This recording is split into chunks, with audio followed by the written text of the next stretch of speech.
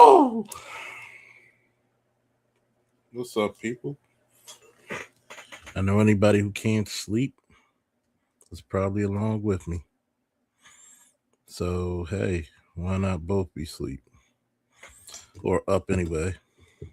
Okay, so fake as pop. So, what's going on?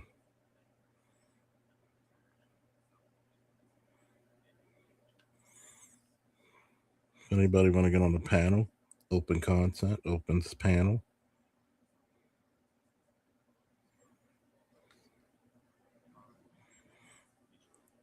Speaking about anything.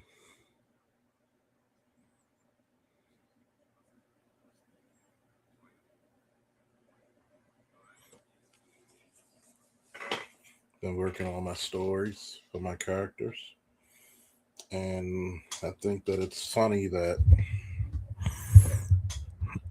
hopefully I could get the first section of stories published by the end of this year, maybe by the end of the fall.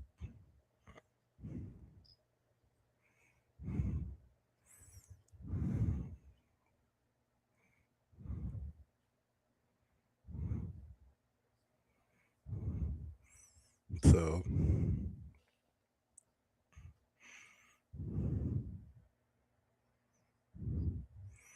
you never know. Everybody's got dreams.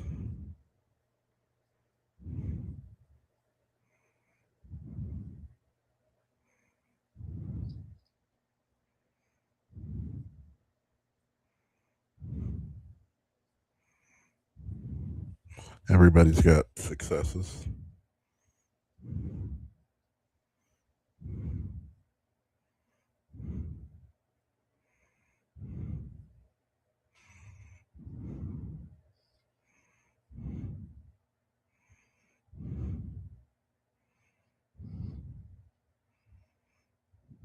How y'all doing tonight? What's up, ABM? I'm trying to evolve my guy because my character is actually based off of loosely off of my life in some areas. And imagine being a guy who lived for, I'm not going to say the number of years because I know people still, but imagine living for so long. You actually see, yeah, we know the hardest working man in the late nights used to be me when I was on the midnight shift. But imagine a black guy with all these godlike powers living so long, and how would he look? It's one thing to make a character live for an extremely long time, and most of the time you get those being white characters. Imagine if it was a black man who went through all of human history, and he's not even from this planet. But imagine how he would feel. Imagine what his point of view would be. I think that's going to be an interesting story when I finish writing that up.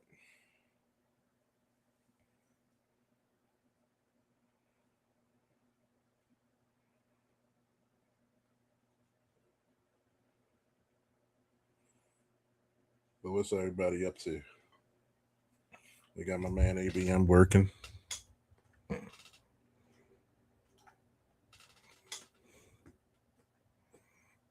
What's up, LAPD SWAT?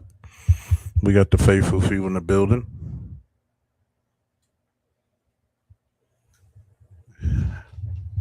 Could go to sleep. Few things on my mind that I probably wanted to talk about. I should have. I didn't really want to do a stream today, but I did. But couldn't go to sleep. So I do have to talk about some things. I'm getting really tired of gay men who decide to be gay, call black men carcinogenic, which is the proper term. We're carcinogenic. We cause cancer, or we are cancerous. And I gotta ask this question: if straight black men are a cancer to the black community, then what are gay black men? You're not the answer. As a matter of fact, if we want to talk on a biological status, you would actually be the annihilation of the black society.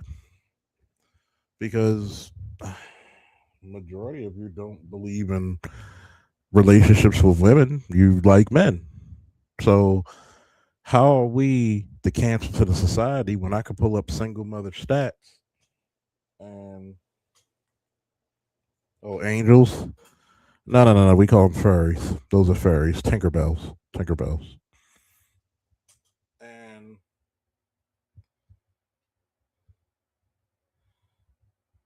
what I think is very dangerous about people like that, and he was also caught saying what he would do to a black woman, and he would slap the shit out of him or something, alluding to that.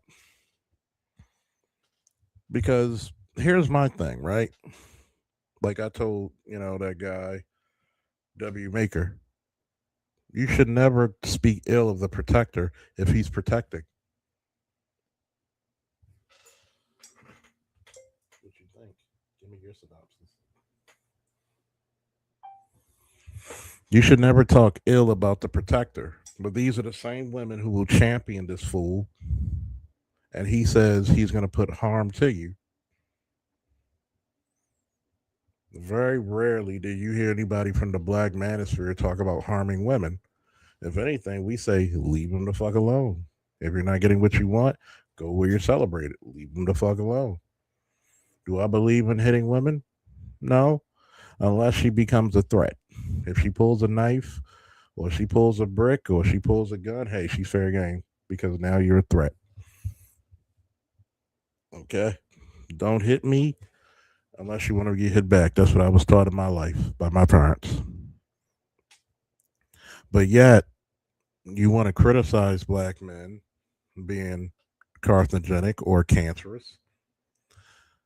So if gay men, you are the annihilation genetically of black men, of black people. And I'm not saying this because of a hatred of gay people. No, because if we were talking about a biological resource, you don't reproduce. If you're in bed with a man on man, lesbian on lesbian, woman on woman, you don't reproduce. So you're literally in bed with genetic annihilation on a fundamental scale.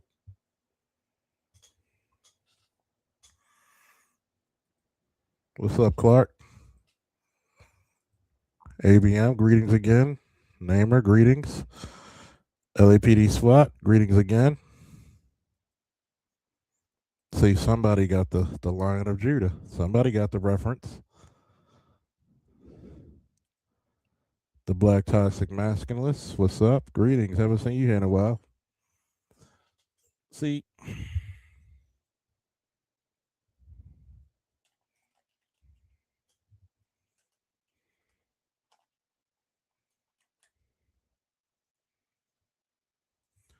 I think that a lot of people fail to take a synopsis of what they say.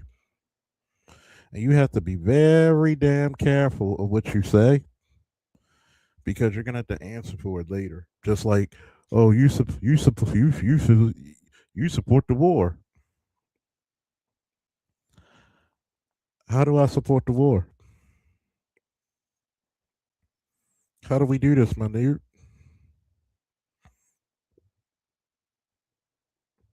I'm asking for a friend.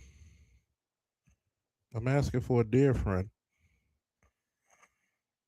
Because if you're accusing me of supporting a war, then I can easily change around that and say, I accuse you of cowardness.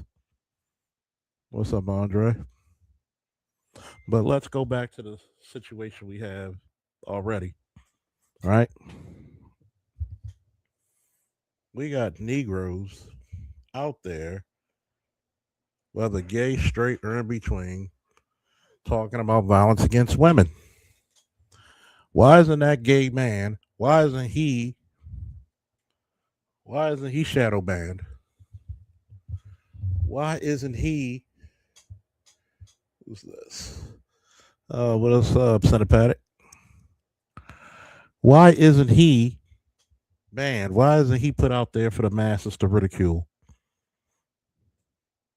Riddle me that, black man. Riddle me that. So if you're gay, it's okay for you to speak violence.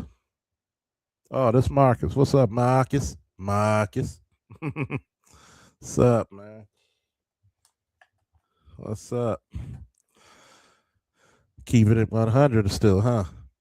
I'm just asking this question because I kind of wish I would have done this stream earlier. Probably would have got more views, but you know me, I'm gonna come back and put my formal stamp of approval on that shit. See, a person who's been in this space for 12 years, first as a viewer and a contributor on the panels, like many of you, and then I just went into content creating. Who knows? One day, Saren, I might be able to do this shit full time. Hopefully. But you know, channels like this are supported by viewers like you. What's up, Rodney? What's up, Rodney? I get bullied or attempted to get bullied because I'll be damned you're gonna pick my pockets, nigga. I ain't fucking 6 years old anymore. I'm 44 years old and I fought in cages. I fought wars and I fought in the streets of Baltimore protecting motherfuckers. I wish you fucking would. But I'm gonna ask this. Why isn't there no campaign to ban him? Why is there no campaign to ban this guy who said black men are carcinogenic? They're cancerous. When historically black men are the only goddamn thing to keep this motherfucker together. Let's shame the devil and tell the truth. You know, I enjoyed Media Man's take. I enjoyed it. And this is the reason why. Because you can't shame qualified black men. You can't shame men who actually did the mentoring, did the healing, the sacrificing. What have you done? Last time I checked, Negro, you were not James Baldwin. And I really think that not just men, but black men especially,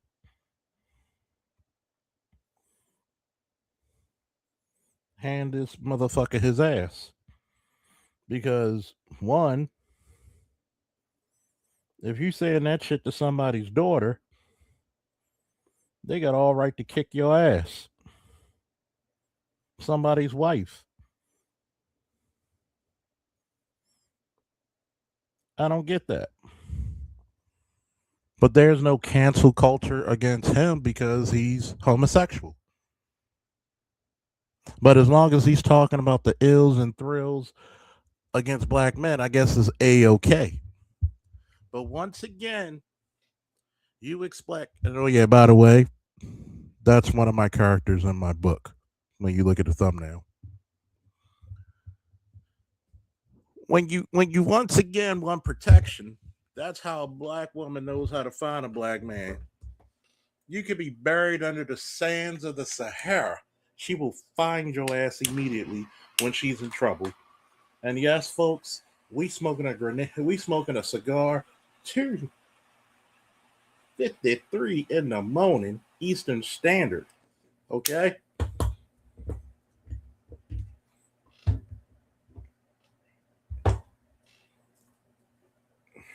When it comes to policing and protection, law enforcement, military, I'm not going to say I'm the equivalent of Dr. T, Dr. Neil, Dr. L, Dr. Thunder, Dr. Dunbar, but I'm pretty fucking close.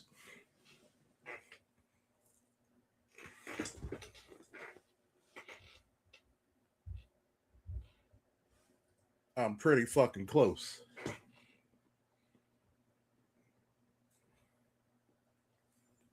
I have literally nearly 3 decades. You got to remember, I joined the military at 17. I'm 44 now. I have nearly 3 decades of holding a gun in protection of God and country in person and civilian.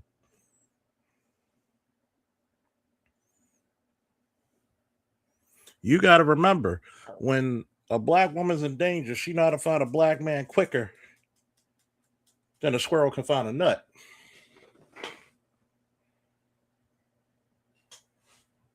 Where's the cancel culture for this motherfucker?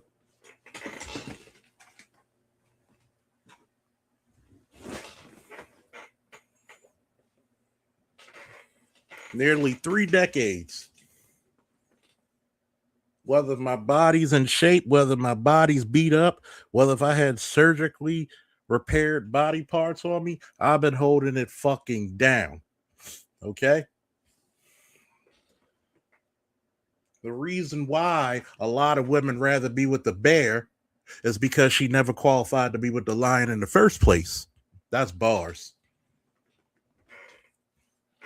The reason why she wants to find the bear is because she knows automatically she doesn't qualify for the black lion.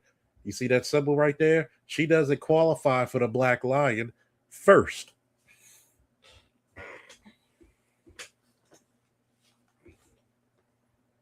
That's my company. That's my accomplishment. Okay? That's me. Whether my fucking business succeeds or fails, I did it my way. I did it my way. You keep forever going towards the gay, effeminate man to galvanize yourself, to justify your actions, to humanize your evil and your stupidity. And what did it get you?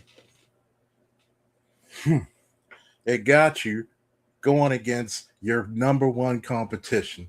Actually, he's not even your competition because, according to gay men, they really want to eliminate you from the fray. The saddest part is you go to your enemy and you both pray to the same God, and only one of your prayers are going to get answered. How many times have I said that, people?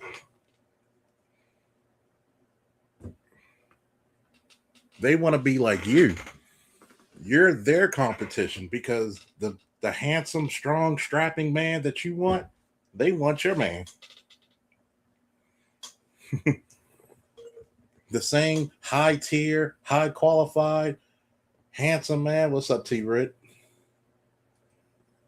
They want your man. So why would they give you advice on how to get a good man when they chase it for the same goddamn thing? But you never hear black women, especially, take the advice of straight, qualified, verified black men on how to get one. Hello. My boy ABM said, let's be clear, Charles. Nowadays, black women allow too many people to enter the conversation. The fairies are taking advantage of this. Exactamundo. This is the reason why I want to do the Great Baltimore Smokeout. Because we could cut the speaker off and we could put the cameras on to do a goddamn live stream.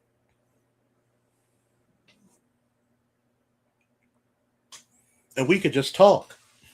We could eat hearty, smoke well, drink well, and have a conversation. Why? Because nobody knows you're paid as a black man with the exception of another black man. A straight black man. And this is what I have a fundamental ideological problem with black LGBT. I don't see your what is it? Your beta, and I forget the guy name, but I don't see your James Baldwin as the spiritual, as your spiritual guidance for LGBT black people. Because James Baldwin blackness outnumbered and outranked his sexuality.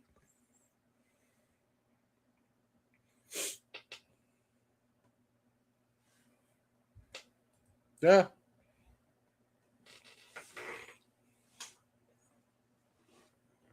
To give more credence to your statement, LEPD SWAT, you know, back in 1944, 1943,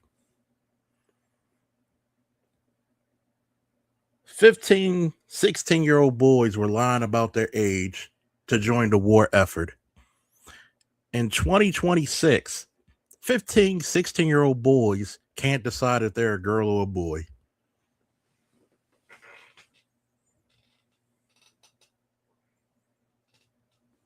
Let me ask this question real quick, and I want this to be very, very philosophical, because I don't preach hatred, I tell the truth. At what moment did homosexuality ever benefit black folk? I don't care if you're gay, straight, bi, in the closet, out the closet, cross the street, down the hill, up top, down bottom. Hey, down the hill. Hey, down the hill. I don't care what your preference is, but tell me on a philosophical basis, when did homosexuality benefit black people?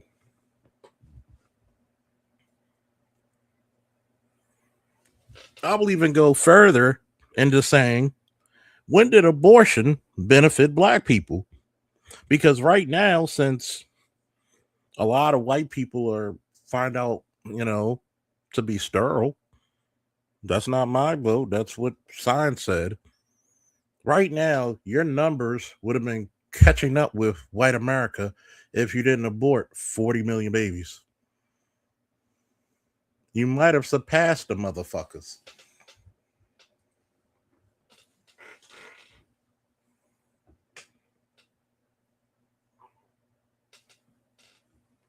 You know, I'm glad you said that. Rodney said, and don't forget the dude on Obsidian's panel talking about black women being the most educated, misandrous, adjacent, moist yellow cake agents. Yeah, they are. It's like this statement I said to this one motherfucker in one of those groups on Facebook. Well, black men want power. Y'all disguise it as protection. Well, you dumb motherfucker. In order to protect someone, you have to be powerful, right? Think about the erroneous mistake that was made on then candidate Trump before becoming President Trump once again. You had a 5'4" lady protecting a 6'3" presidential candidate. At some point, qualifications matter. If you're not bigger and stronger than that you protect, that you can move it out the way, you can cover it with your body, then you're useless. Maybe if you're protecting his women or his wife, his small kid, and guess what? Goddamn, his youngest kid's like goddamn 6'6", 6'7", if not taller. Maybe you don't need to be on the presidential detail. Maybe you need to be in the crowd. Because I'm 5'10", 290 pounds, 285. How is that 5'4" lady going to protect me when I'm wider, taller, bigger? I might have to protect her. And that's when you have this word called liabilities.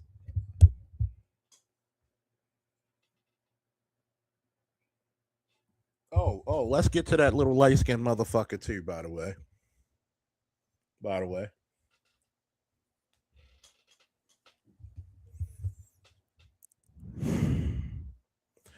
You need to stop caping for views. Because a man of sacrifice is a man who's going to put his, dick on the crap table. Stand up for what you believe in. Like Scarface said, my word or my balls, and I'll break either for anybody.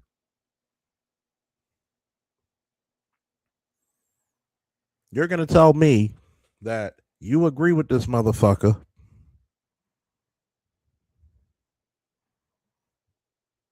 You're going to tell me you agree with this motherfucker. And he's talking directly about you. And you wonder why you're not respected globally, because you don't have a fucking backbone. If you don't stand for something, you'll fall for anything. And yeah, apparently 3 women ran away. I think it's sad. I think it's a folly. Why do we keep letting women into these protective organizations that can't hack it? I haven't seen a woman who supposedly passed Ranger school serving combat. Oh, I'm fit. Yeah, you're fit for a woman. It's like looking at your 10-year-old son. He's strong, but he's strong for his age. He's not a grown man. You're not capable. I remember going to the bathroom at the district years ago, and we had three female officers ask for a male officer because they had an open door to a house. You got what, 42 rounds apiece? You want the same privileges, the same check, the same overtime, the same power and abilities as the men, but then you need a man when it's something that you think is over your capabilities. How about them fucking apples? But if you ever notice, when you see the LGBT community go out, who are they mostly fighting? Women. Y'all don't even want to be, you know, say what you want. I don't see the LGBT men trying to emulate Michelle Obama. I don't see them trying to emulate Felicia Rashad. You want to be the most ratchet thing you can be, and you think that's cool. But then you carrying on all the fucking stereotypes of a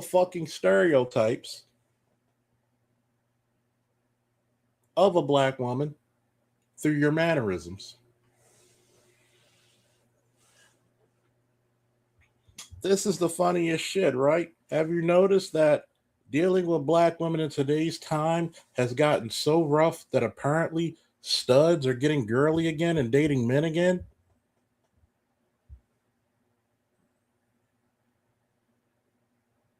But we're the cancer, right?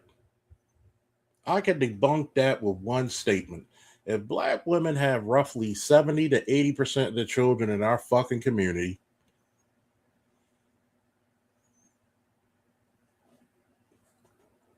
why are our boys reading below grade level? Yep, and encourage the worst in black women.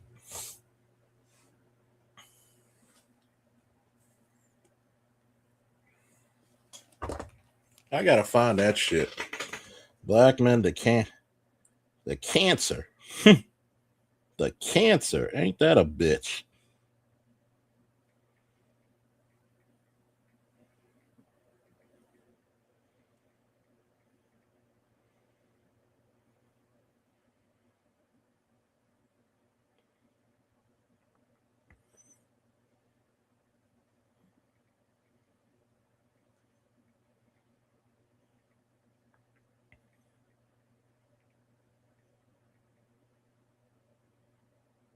I'm ashamed.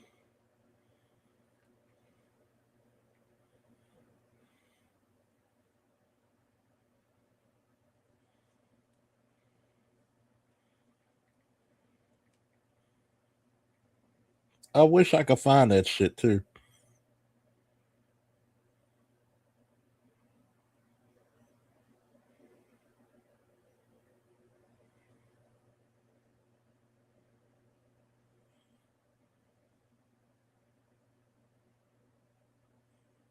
I want to find the original fucking video.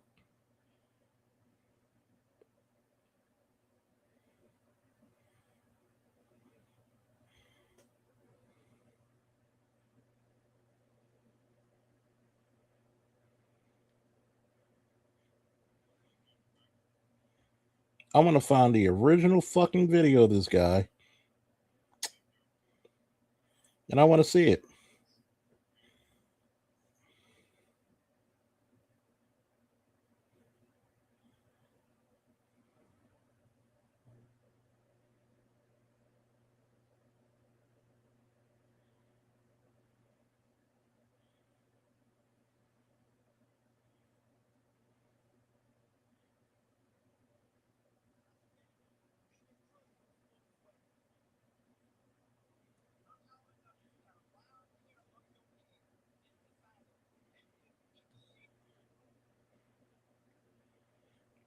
I want to find this shit.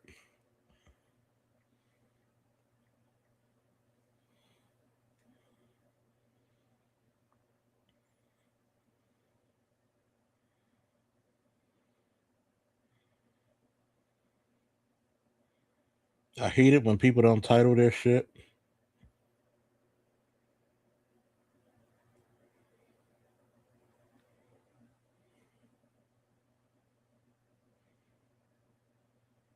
I hate it when people don't title their shit.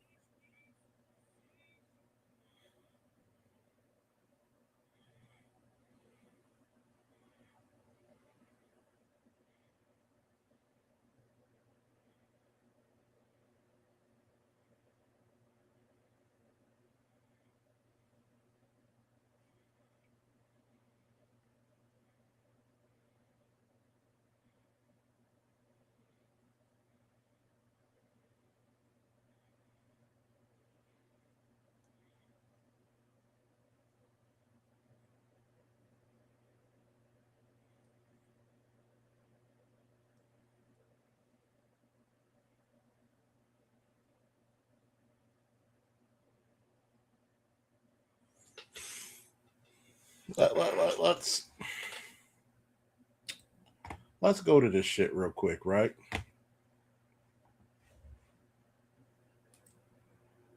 Let's go to this shit real quick, right? Because I got a problem.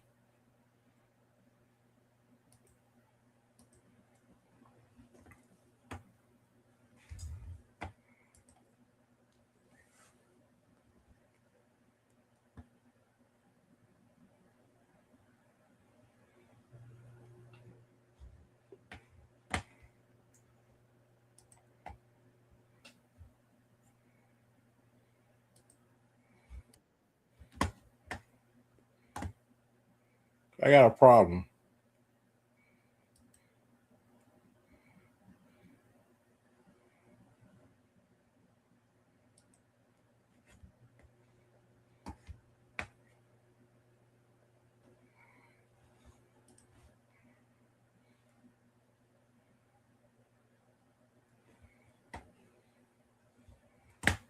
Fucking ridiculous.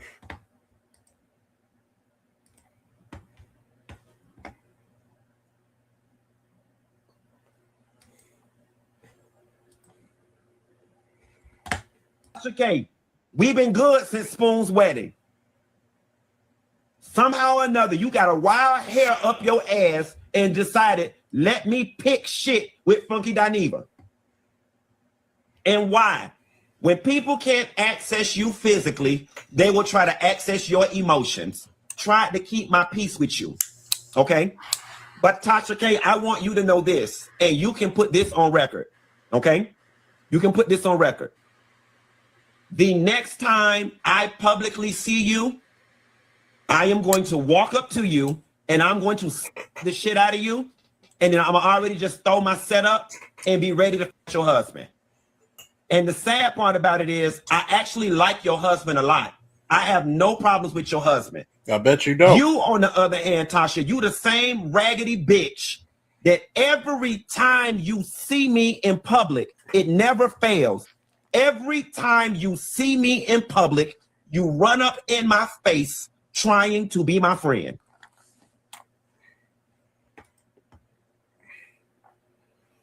That's who y'all. That's who black women loves. That's who y'all got spine.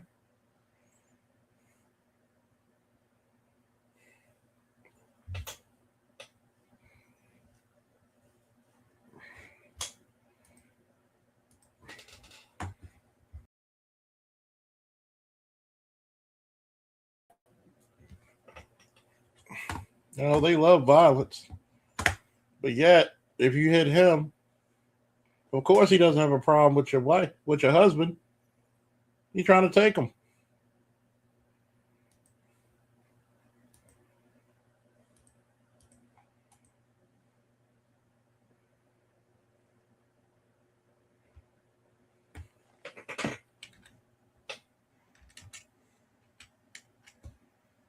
Of course.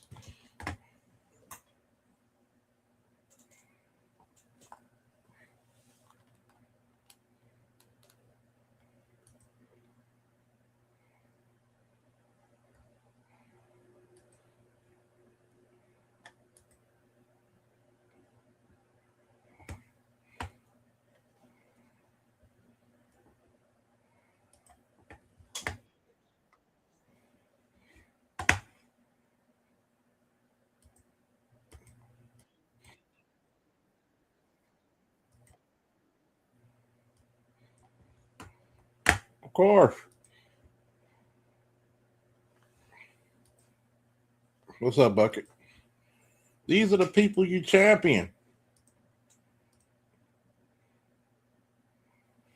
These are the people you champion, right?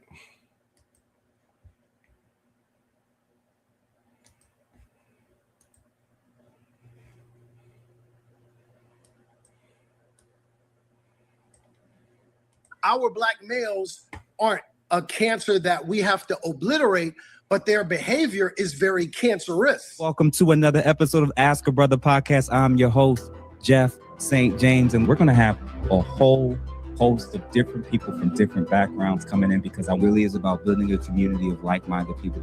Thoughts in my head about why he narrowed down so specifically on black men being described as a cancer in the community when I think about all the different issues that's contributing.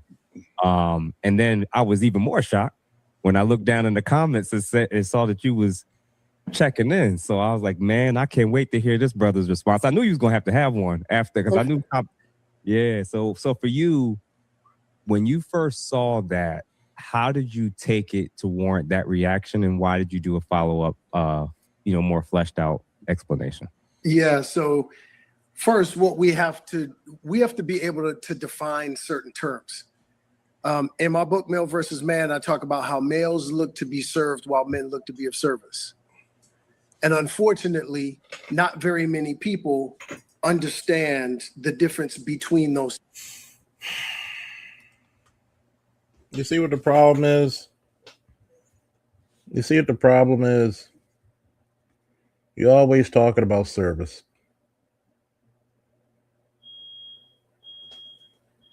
You always want service.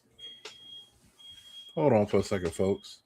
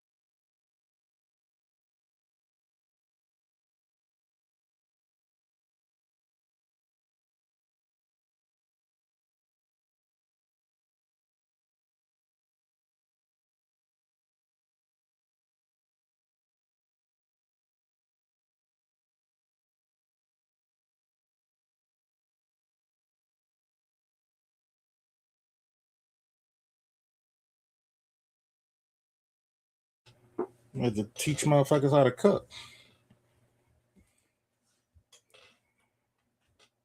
See, guys like him will never talk about how black women are to be the service, because black women don't serve the black community; they serve their vested interests.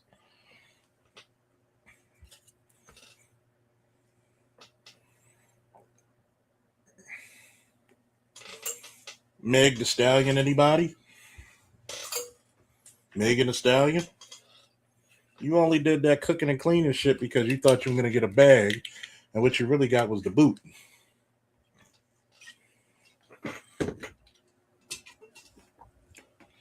Shame the devil, please. But we should be in service. I've never seen historically black women fight wars for our fucking freedom.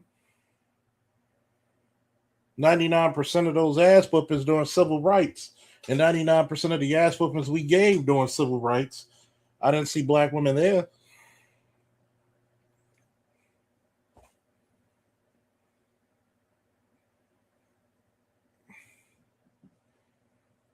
If you know, you know.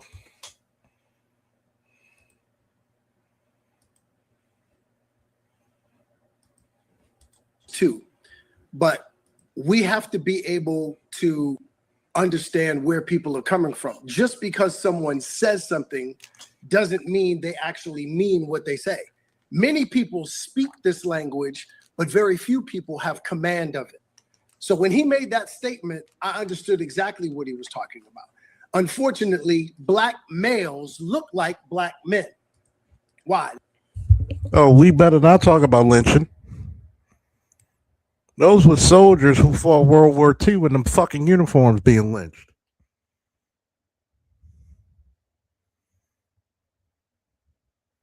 But notice, what's the problem? What is black men doing? Have you ever noticed the complaints of black women?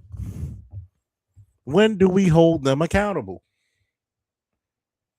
You can see every other Negro on that damn block, on that panel, is looking at him like hungry lions about to tear into some flesh. One thing I can't stand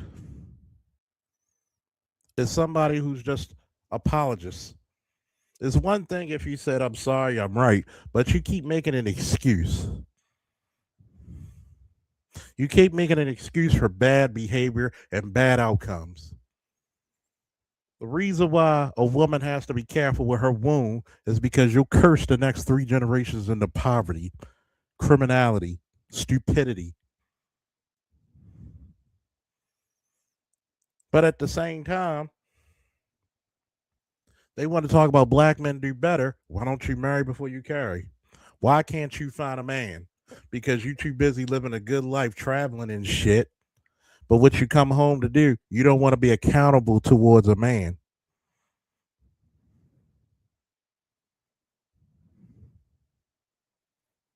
And that's what it basically boils down to. It's called being accountable towards a man. They got hair on their face. They got pecs. They seem to carry themselves in a certain manner. They got the same physiques, but we are two completely different people. So who's she attracted to? Understanding what he was trying to convey, like I said in the post that I made following up on it, black men step up and take responsibility for things that we don't even break. So when I talked about those things, I was, why the fuck should we be in service then? If I didn't ruin it.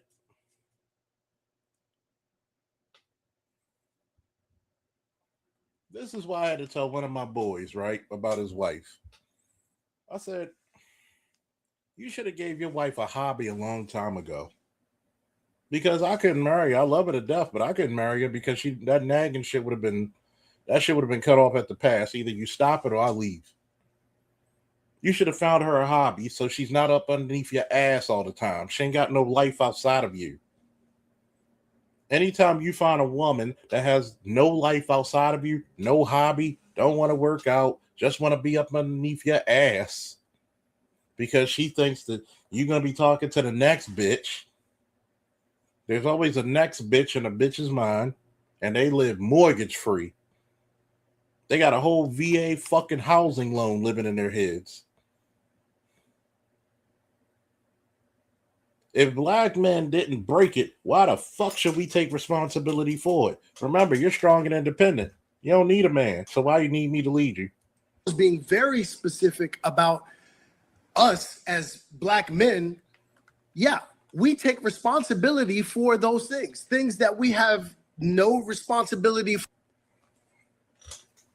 Remember that last chat I had? How that woman in that paternity court literally committed second-degree rape against that man. She got him intoxicated and was seducing him while he was intoxicated. Can an intoxicated person consent? Can a police officer question an intoxicated man? Because you're not in your right state of mind, you're not frame of mind, the answer is no. And she's smiling proud that she got her gay, she might have had a baby by her gay best friend. because she said, oh, he ain't gay. But yet, if that would have been juxtaposed, the man getting the woman intoxicated and he has her way with her, oh, he's a predator. We got more predation through women than men. I hear more of the fucking high school teachers fucking the male students than I hear the male teachers fucking the female students. Fucking Atlanta, guess what? They openly tried to, do you know how many females I personally knew or still know to this day that had sex with openly gay or bisexual men? Willingly? Key phrase, willingly. You were not innocent of this shit. Y'all proud of this shit. I can turn them back with this magic pussy. If you couldn't keep your baby daddy there, what you think you're gonna do with a gay man? If you couldn't keep the nigga you made a kid with, you never heard that I got that nigga to marry me from this magic pussy. But you trying to get a gay man under your spell from your so-called special funk box.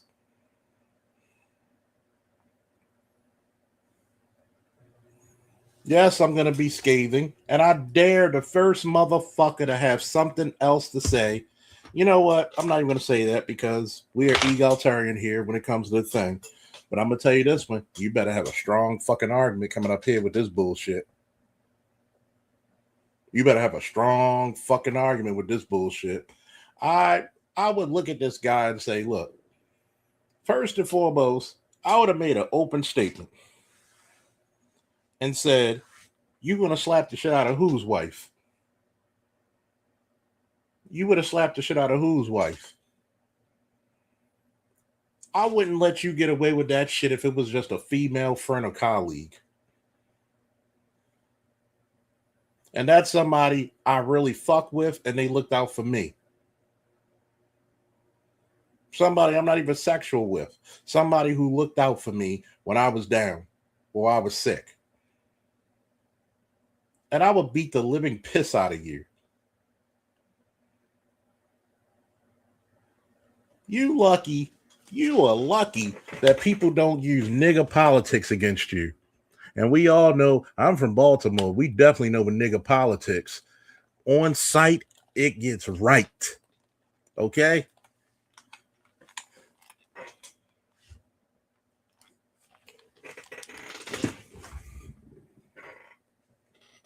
That's like when motherfuckers try to talk shit to you in high school when they like 10, 15 deep, but you catch that motherfucker in the bathroom by himself. Well, now, bitch, and they want to cop a plea. They want to play some can't we all just get along shit. No, nigga, you asked for war. You ain't got your boys around you now. What if that was her brother or her father?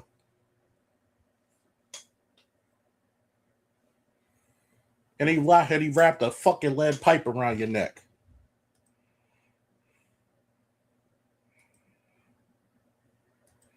That's disgusting.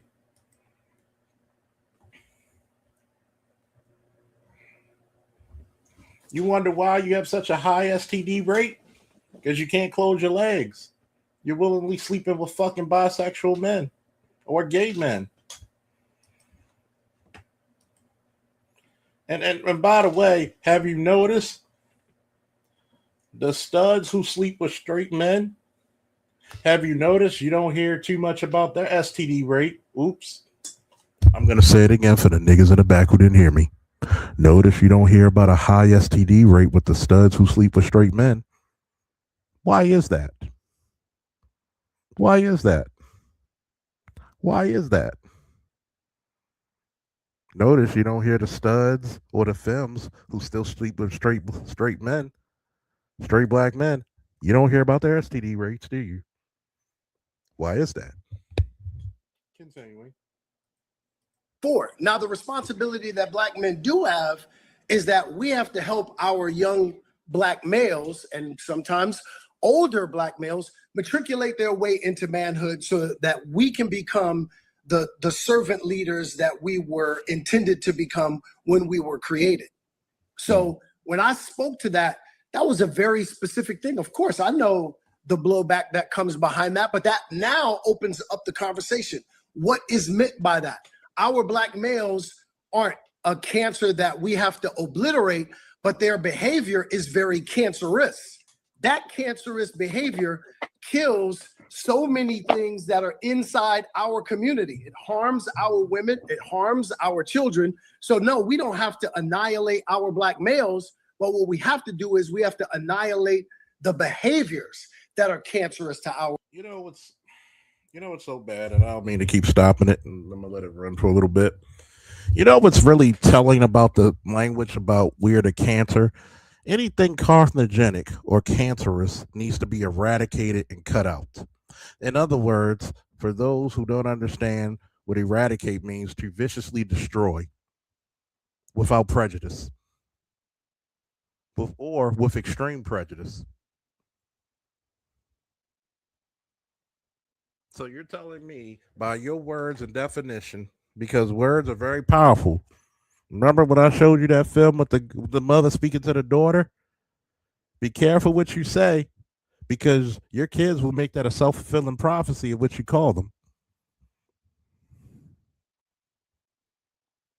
Now, when you call Black men a cancer, you're giving white supremacy and white society saying carte blanche, these niggas need to be eradicated.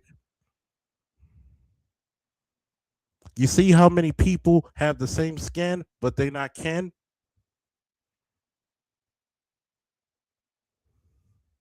It's not the gay boys. Yes, it is.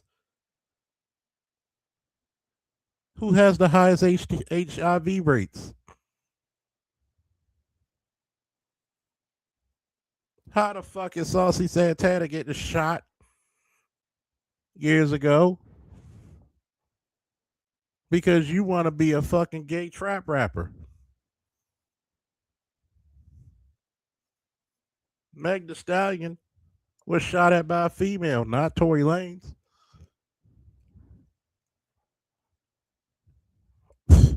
Pathetic. For our community. And how do we do that? Again, giving them information and instruction that allows them to matriculate into manhood. Because Black men aren't the cancer of our community. We are the canteen of our community. Our community is dehydrated of manhood. And that manhood is the thing that resuscitates and restores our community. So when I said, yep, reporting for duty. Okay, I lied. Black and manhood compared to whom? To whom? To whom? Who the fuck do we compare our masculinity towards?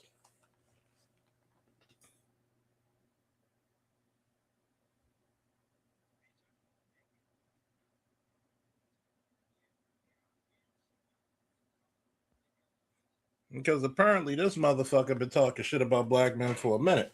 Matter of fact, we're going to come back to this motherfucker.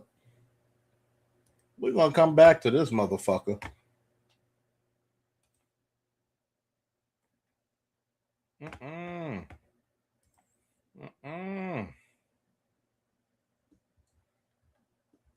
Oh, I'm steaming hot about this shit.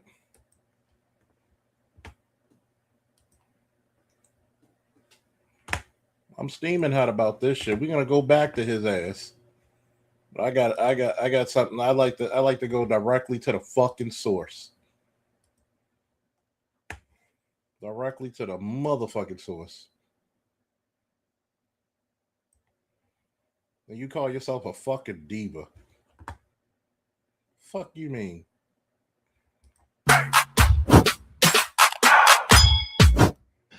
So listen, y'all, this is not going to be the typical funny video that y'all are used to. I was actually in my bed trying to take a nap right now, and my brain was just spinning, and I had to get up and get this out because it was a continuation of a conversation that some friends and I were having at my house last night. After the BET Awards, I had 3 friends over two guys, one girl, and we were watching the Kevin Hart documentary. And by the way, this video is from what? 5 years ago. Continuing. On Netflix or whatever, and a large part of the documentary covers Kevin not wanting to apologize about the homophobic tweets that he had made many, many years ago, and telling the jokes about, oh, if my son came home gay, I would do this and do that, or wouldn't want to, whatever the joke was, and how subsequently he ended up not hosting the Oscars. And so one of the gentlemen at my house made the comment, the Oscars got taken away from him. And I had to stop him. I said, hold on, let me fix this narrative, because that's not correct. The Oscars were not taken away from Kevin Hart. Kevin Hart chose to walk away because he refused to apologize again. And the point that I was making, or trying to make last night, was all Kevin had to do was apologize again. But for whatever reason, he was stuck in his ego, and his thought process was, I already apologized for this. I shouldn't have to apologize about it again. Why should comedians apologize for satire? The statement was supposed to be taken in jest. That's the reason why the court jester could say what everybody was thinking and not get his head taken off.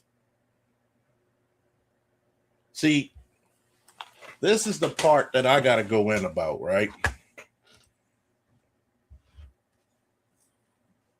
This is where y'all, excuse me, that's my Baltimoreanese coming at you all. Fuck it, I'm Baltimore. Y'all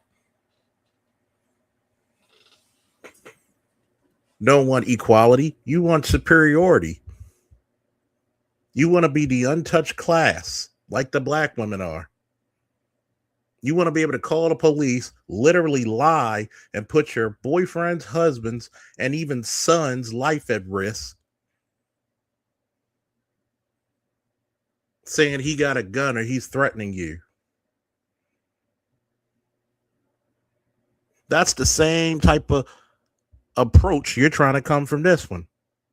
If you really want to be equal, guess what we did in the Army? Guess what we did in the police department? Guess what we did at Lake Clifton? We cracked on every fucking body. And guess what the cool gay guys did? They cracked back and everybody had a big ass laugh on both sides of the aisle. But not you, motherfucker. Not people like you. You think that y'all special. You think that you can be untouched. You think that you the boss of bosses to the point where nobody can speak outwardly against you. Who the fuck are you? Dismiss me with your bullshit. Why should a comedian have to apologize for anything? Especially when they're making sense while saying it.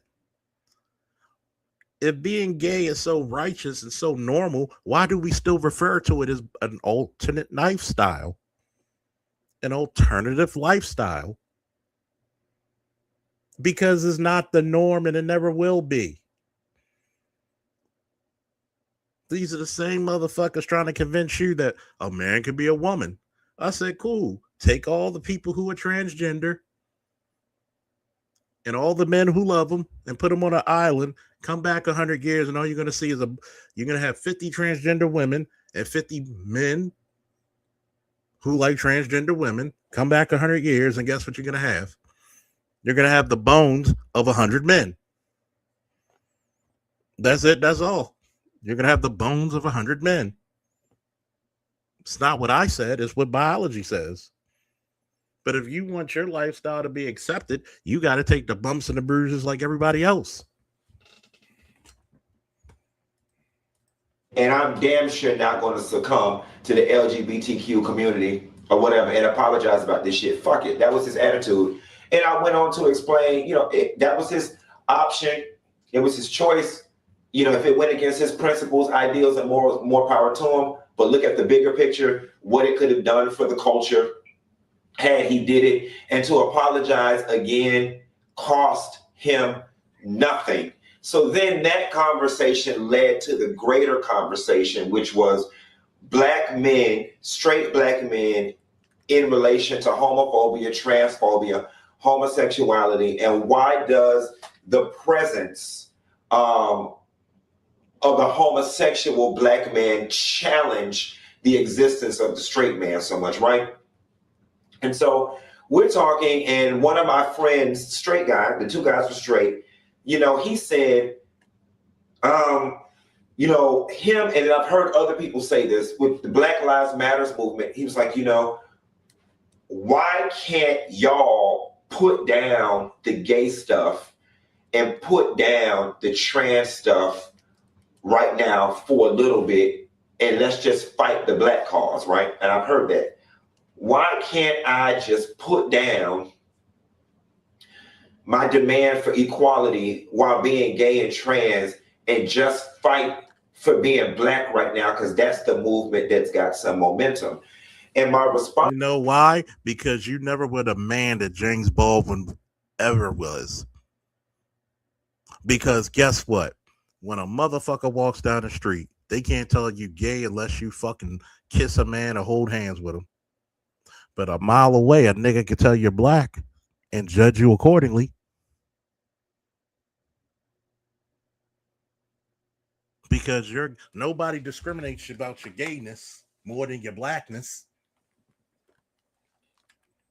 Because we had this thing called back in the day called modesty. You didn't see straight couples just tonguing and feeling and groping each other out in the public. They were modest. They had to respect everybody else's sensibilities. But y'all want the ability to go out there with a pride parade, dragging and stragging and hanging and langing, being all kinds of despicable and deplorable in your actions openly, when you could go to the club, you could go to your house, you could go to whatever place you want to do your sexually explicit content or actions without the purview of the normal society. Just like if I'm with a woman, do y'all really want me to be banging a woman on the top of a car in the middle of rush hour traffic? Would that be proper? No. No, it's not. But once again, we're going to get to the topic. You don't see yourselves as black men. You see yourselves as another demographic. to that was, I can't put it down because I'm both simultaneously. I am black and I am gay simultaneously. And I am fighting. Okay. But guess what? And I like to, and this is, say what you want about Dr. Umar, but he had this statement right. Being gay is a decision. That's a certain act that you make a choice about. Nobody's born sexual, okay? You're not born gay. Stop that bullshit. Because only women believe that bullshit. You're not born gay. You just kept that motherfucker choices into you. But being black is a state of being. I can't stop being black. If I reproduce with a woman, that child is going to be black. It's like being a goddamn Viltrumite. My DNA is going to overwrite hers.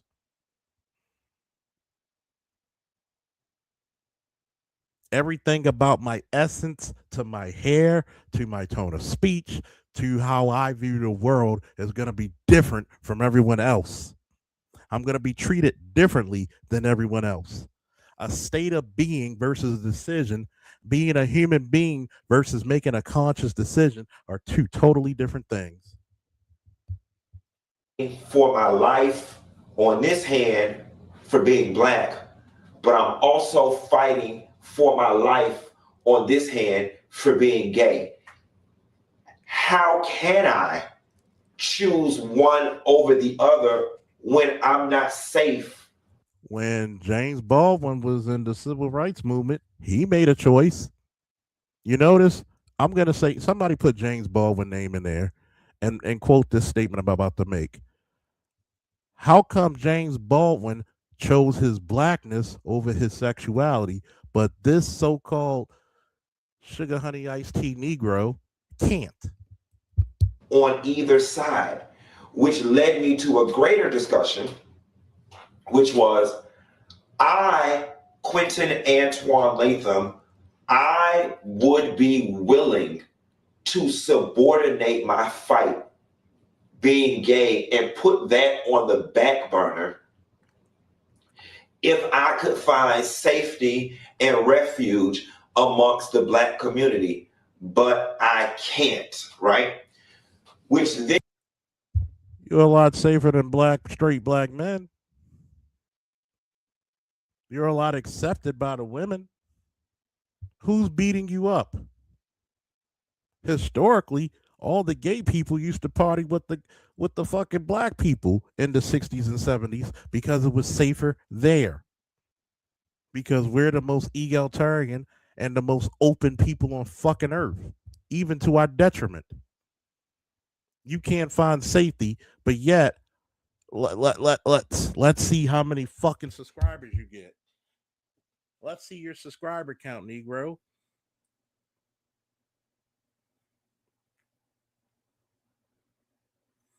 You have over 481K subscribers. And you can't find safety? Fuck out of here. it brought me Wait a minute. But they don't suppress your channel like they do mine. And I'm actually teaching folks. But you could spread some propaganda rhetoric, but they don't suppress you. Gee, I wonder why. to the point of my thesis and the analogy that I'm going to use to tie it all together. And I said to my two straight homeboys, and these are two guys that I love, I said, Black men, there is a conversation that y'all need to have amongst each other. And that conversation is, A, why y'all don't have any respect for one another and are so willing to kill one another.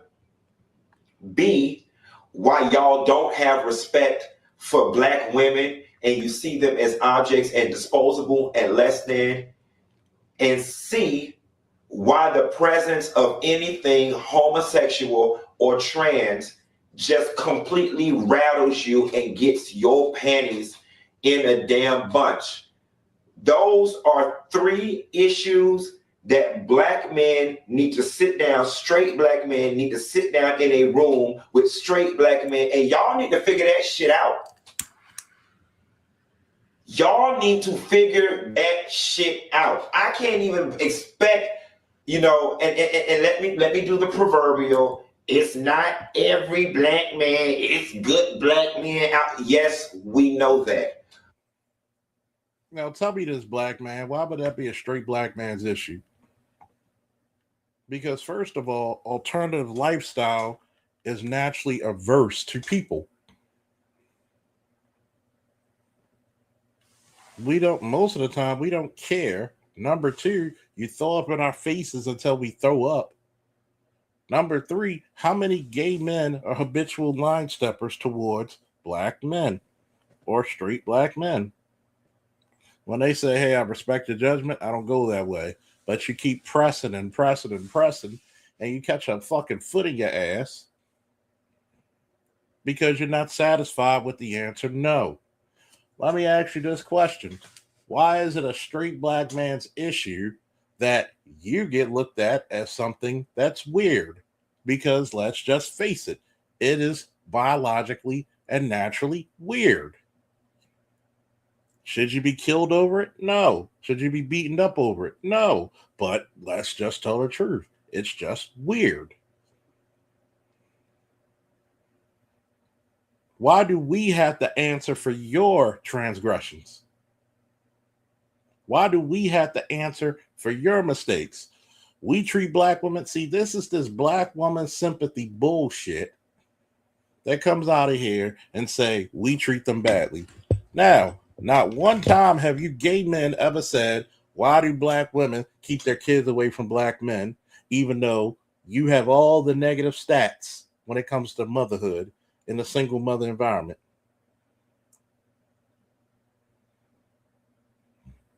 Why do Black men have to deal with this shit? And they never talk about the behavior of Black women. They deify it.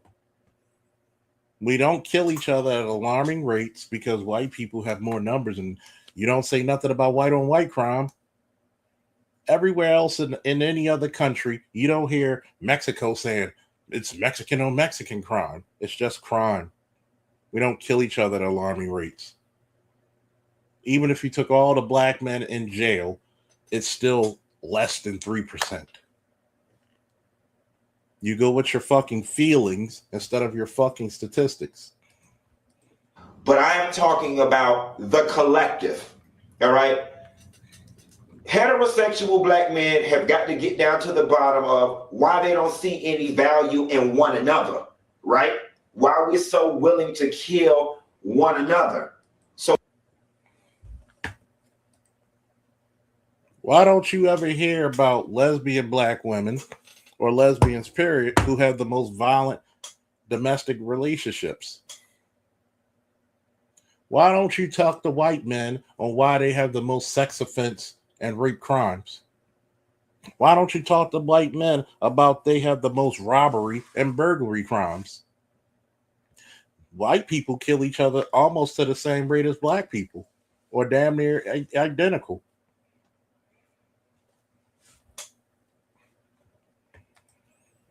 Howard said, yeah, right. Next thing these people will say, is that a bunch of straight black men in a room just talking about a side of homosexual? Is it just a side of homosexuality? Why should we talk about that? That's not our fight. That's the equivalent. You know what he just said? That's the equivalent of black men protesting ICE, and it's not our fight. I didn't see any of you motherfuckers during the fucking civil rights movement protesting with black people, Hispanics, Asians, Arabics, and others, Eastern European, Western European. I didn't see none of you motherfuckers freeing us from slavery, going up there like John Brown and saying, fuck this, that black man ought to be free.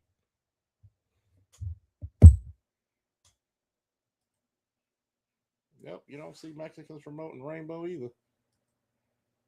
Yeah, we can make a whole PDF chart of how many crimes other races of people actually outnumber blacks in. freely. Then once we get down to that, we got to try to figure out the women thing. Then, we've got to figure out the gay thing. Why the presence of a gay man rattles y'all so much. Easy answer. Because they're not gay. Because if black men do have a cool gay friend, guess what that gay friend usually not doing? They're not being flamboyant. They're not throwing their sexuality out there for everybody to see. They're not putting it in everybody's face. They're not acting like they're different from regular straight black men. Most of you are habitual line steppers when it comes to talking shit or hitting on men who don't fly that way. Now let's go to your other argument about black women. Again, the only men that are really marrying black women are black men. Do you ever talk about why you and your famous ilk always get into fights with black women? I don't see too many fights with gay black men and gay and straight black men, but I will always see a video with a gay black man fighting it up with a straight black woman. You want to talk about how much we respect them? You just said that you're going to slap the shit out of Tasha K. Let's talk about your respect for black women. I told my homeboys last night, one of the most emotionally unsafe places that a young gay boy can be is a barbershop, right? And what's unique about being gay, particularly young, is that I got to occupy several worlds, right?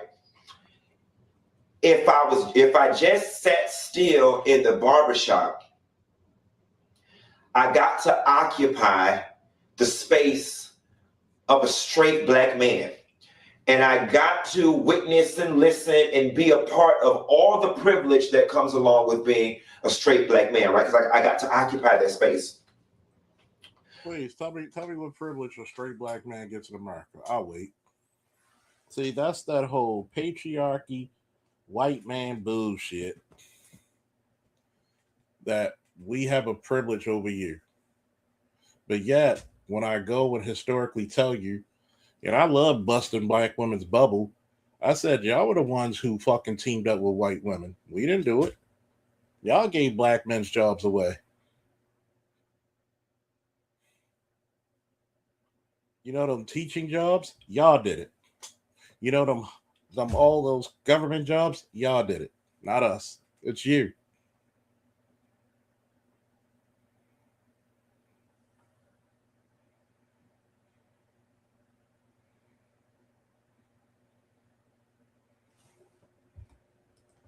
But being gay and oftentimes occupying a lot of female spaces, I had the advantage of being able to be privy to conversations and attitudes and opinions about the way men feel about women. I guess you could say I was a traitor in a sense, because I got the luxury of being able to sit in the barbershop and the hair salon. So I'm privy to two different conversations. And here's the thing about the barbershop, right? In the barbershop, as a young black man, it truly is a microcosm of male masculinity and what I should be in every stage of my life. You come into the barbershop as a toddler, you see yourself as a young boy, you see yourself as a teenager, you see yourself as a man, and you see yourself as an elderly man, all in one sitting. Everything I am supposed to be from start to finish, I learn or can see or can pick up in a 2-hour sitting in the barbershop. How I'm supposed to sit, how I'm supposed to dress, how I'm supposed to treat my woman, what I'm supposed to think about gay people, what I'm supposed to think about that nigga from the other set. I learn all of these things in the barbershop. Here is what I've never heard in the barbershop. Hey man, y'all know we supposed to be loving one another, right? Yeah, you heard Junebug and Mike got into a fight last night, man. He shouldn't have shot that man. Somebody should have been over there to de-escalate that. That's not what we hear. What I heard is, hell yeah, my nigga, he should have shot that nigga. He shot a head. If I was there, I'd have beat that nigga ass too. Yeah, I heard that nigga was over there from 31st Street. He came over there with that bullshit. Those niggas came in there and shot his ass up. Ha, ha, ha, ha, ha. I'd have did that shit too. Hell yeah. That's what I heard. In the barbershop, you also hear, Let's talk about that, right? Because the barbershop is not only physical, but it's proverbial, it's virtual. You hear brothers look out for brothers in times of mourning and healing and depression and strife and stress. You hear that a lot. Most of the times you go in the barbershop, you can't come into some barbershops dressed like a hoodlum. You couldn't come to barbershops raising all kinds of noise, being ignorant. Most of the times, the barber will tell you watch your language if there's children around. Most of the times, you have a certain decorum, especially if there's an older barber there. So were you really at the barbershop or were you at some hood nigga house? Because most of the time at the barbershop, black men are just chilling.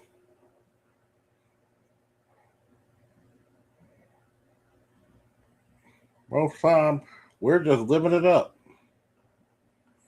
Sometimes you find a decorum.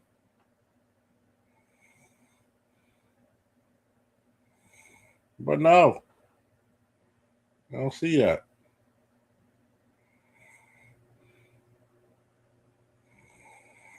And what happens all the time? It comes back to a negative response of, what did black men do? Y'all can literally go through a house and Shorty could be doing whatever God knows what.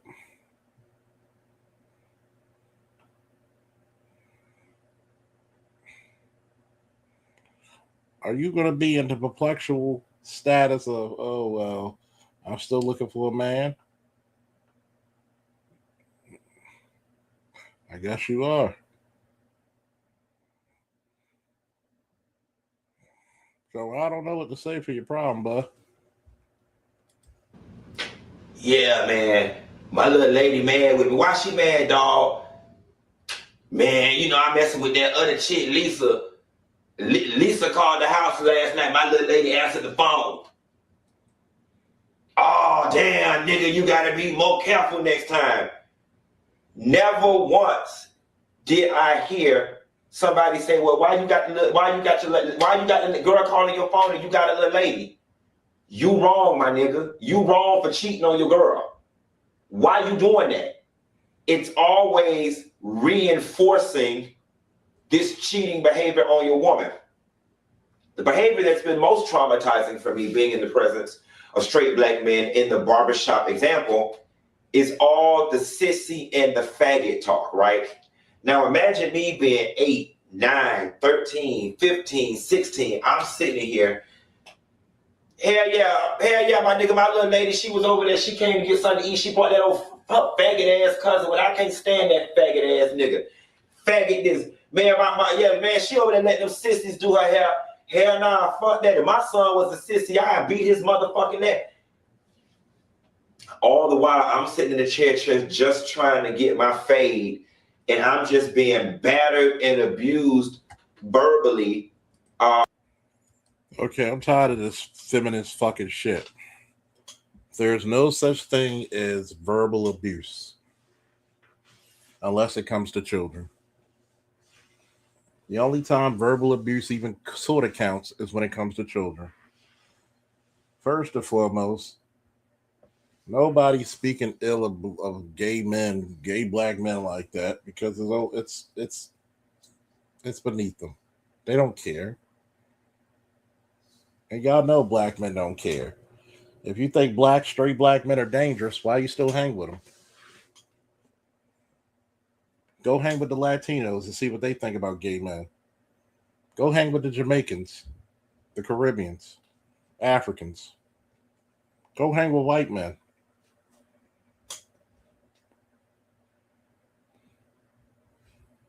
Because guess what?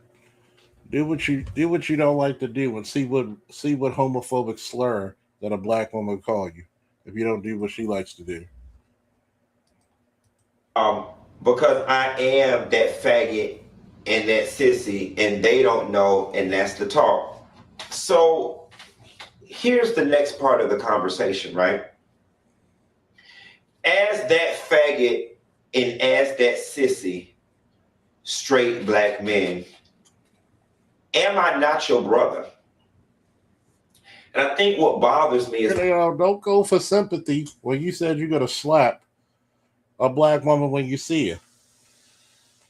Don't go for sympathy. And even though this video is 5 years old, don't go for that. Don't go for sympathy when you try to call out all the straight black men and say we're cancerous. Why should we have sympathy for you?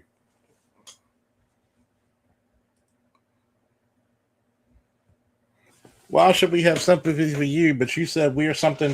When you call somebody a cancer, you're telling them they need to be eradicated viciously with prejudice, with extreme prejudice. Man, my channel been demonetized. We got PayPal in the ticker. We got Cash App. Anybody want to donate? Y'all know what to do. See, this is the part where I don't like this. Oh, I need sympathy because I'm gay. No, if you're a cool ass dude, it does not matter if you're straight black or straight gay. or if you're a straight black man or a gay black man. If you cool, you cool. See, you one of them awkward ass motherfuckers. Because guess what? I don't care who gets mad what I'm about to say, because we got a bunch of straight sissies just like we have gay sissies. All up in your fucking feelings. We got straight black men who are all up in their fucking feelings, just like you got this gay black man who's all up in his fucking feelings. You can call us something that needs to be eradicated with extreme prejudice, but we supposed to sit down with you like a brother. Man, if you don't get the fuck out of here, you were probably getting your ass whooped, not because you were gay, it's because you were annoying, conniving, mischievous, sneaky son of a bitch. That's why. The fact that I already know the answer to this question.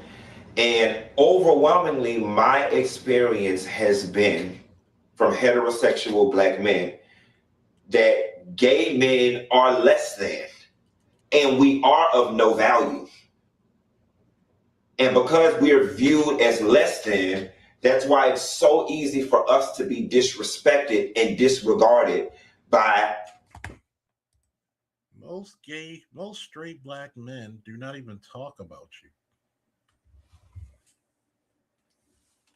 We don't even associate unless you're cool, like I said, because we let you stay to your side. We let you do your thing. We let you rock out, which is a lie. You're telling a fucking lie. Tell the truth. You're annoying.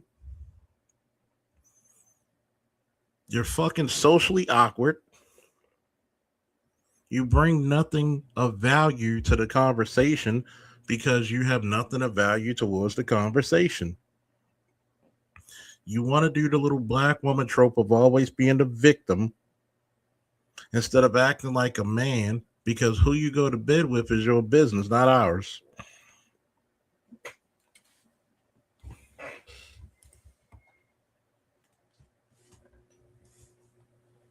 Either that or his purse.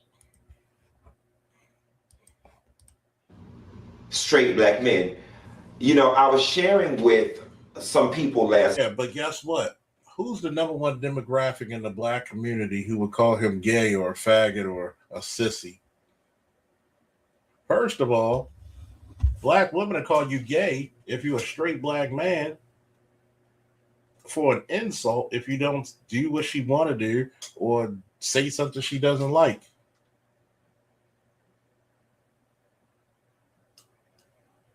Black women will say it's gay because a black man want to hang out with his friends. Y'all the motherfuckers who started this fucking sassy shit, because sassiness was never a connotation of a masculine characteristic. Sassy was never a masculine characteristic until black women got a hold of the word. And sassiness really just means, by definition, this black man won't let me disrespect him openly and thoroughly. The first time a chick called me sassy, I said, don't you ever fucking call me that. Because that's fighting words. That's basically called a black man gay. Oh, you and your feelings, you sassy. But yet, how many black women got slapped off of being called that? And probably should have, but I don't preach violence.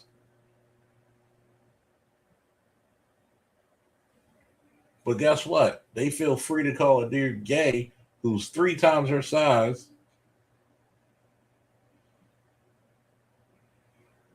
And that's all you're going to talk about?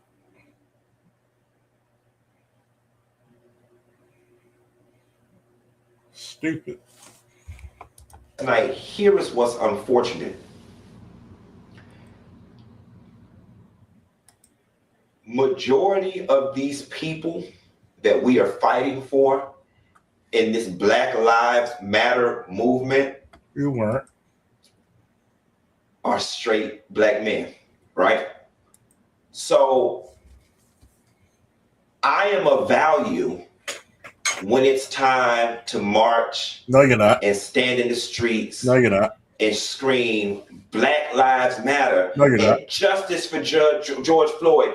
Justice for Trayvon Martin. justice for, this person and that person. No, you're not.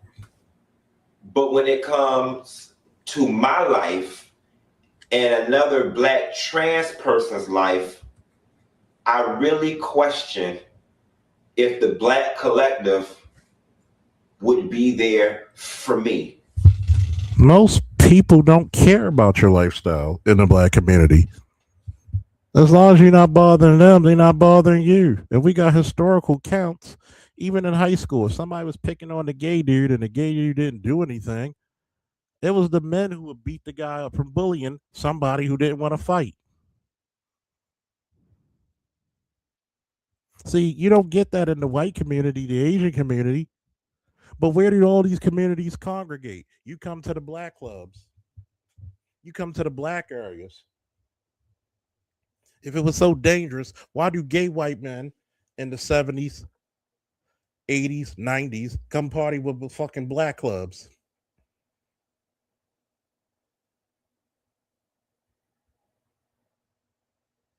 Who's the standard bearer of homosexuality for men in the white community, in the Asian community, in the Hispanic community? Y'all always congregate over our community because it's safe. The only time somebody got a problem with your homosexuality is when you're a habitual line stepper or you're socially awkward and you say stupid shit like this.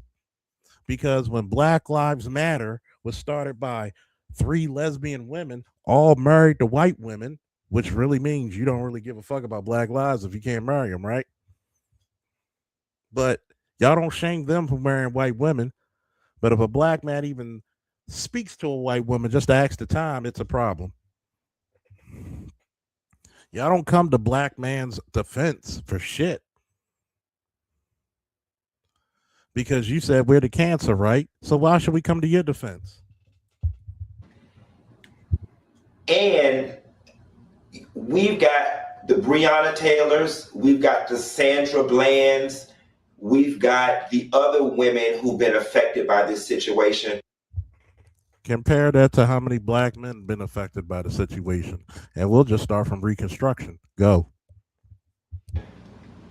But the true noise is being made over the men. Once again, the straight Black man. Everybody can rally behind y'all. But I don't know that the other marginal. That's the part of the stereotypical shit, ABM. Oh, the Black community. Why can't you go back to where we usually had to solve problems historically was the Black church? And I'm going to say this, and I'm going to be very open about it. If straight Black people had an issue with gay Black men, why some of y'all are choir directors in church?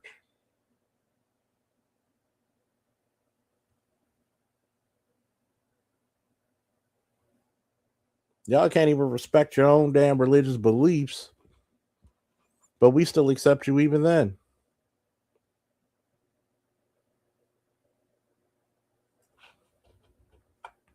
Let's talk about that real quick, right? Y'all don't want to talk about that. You don't want to talk about how much y'all been trying to convert and subvert little kids into homosexuality.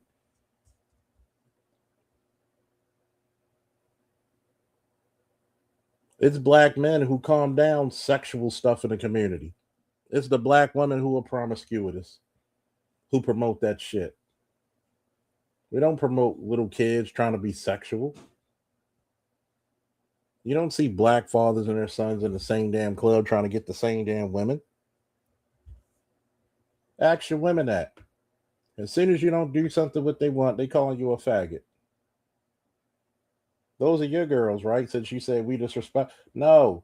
Go to a Black female like you did with Tasha K, who you said you're going to slap the shit out of when you see her. You ain't got a problem with her husband. But if her husband had a set of balls, he would have a problem with you. And what you just said, because you're a fucking curmudgeon, you're a surly ass person, you're obnoxious, you're annoying, and you're just downright not a nice person, stop saying what most gay black people, especially gay black men who are cool, never get the treatment that you get because you're an obnoxious jackass. Groups in our community, being women and LGBTQ people, get the same support from the straight black man. And that is a conversation, again, that y'all have to have with one another. We don't. A friend of mine last night asked me about relations when it comes to trans people and gay people. He was like, why do you think, straight black men don't do this? Or why do you think straight black men attack the trans, so on and so forth? And I told him, I said, you know what? That line of questioning is intellectually lazy. Why are you putting the onus on me? Because you're the only dumb motherfucker saying this. The onus should be on you if you're making a statement. You can't escape your statements. Don't get mad if somebody call you out on your bullshit. You make a bullshit statement. Why should the onus on how you get treated in the community be on straight black men if they're not gay? You don't see straight black men invading gay spaces, do you? The onus should be on you because you know why? You're sensitive, overreacting, curmudgeonous jackass of a person who has poor sensibilities, ultra sensitive. You don't take kindly to anybody who will straight up diametrically be opposed to what the fuck you say because they have just as much right to say it as you do. First Amendment, last time I checked. But you got a problem with somebody who says, hey, my beliefs don't believe in that.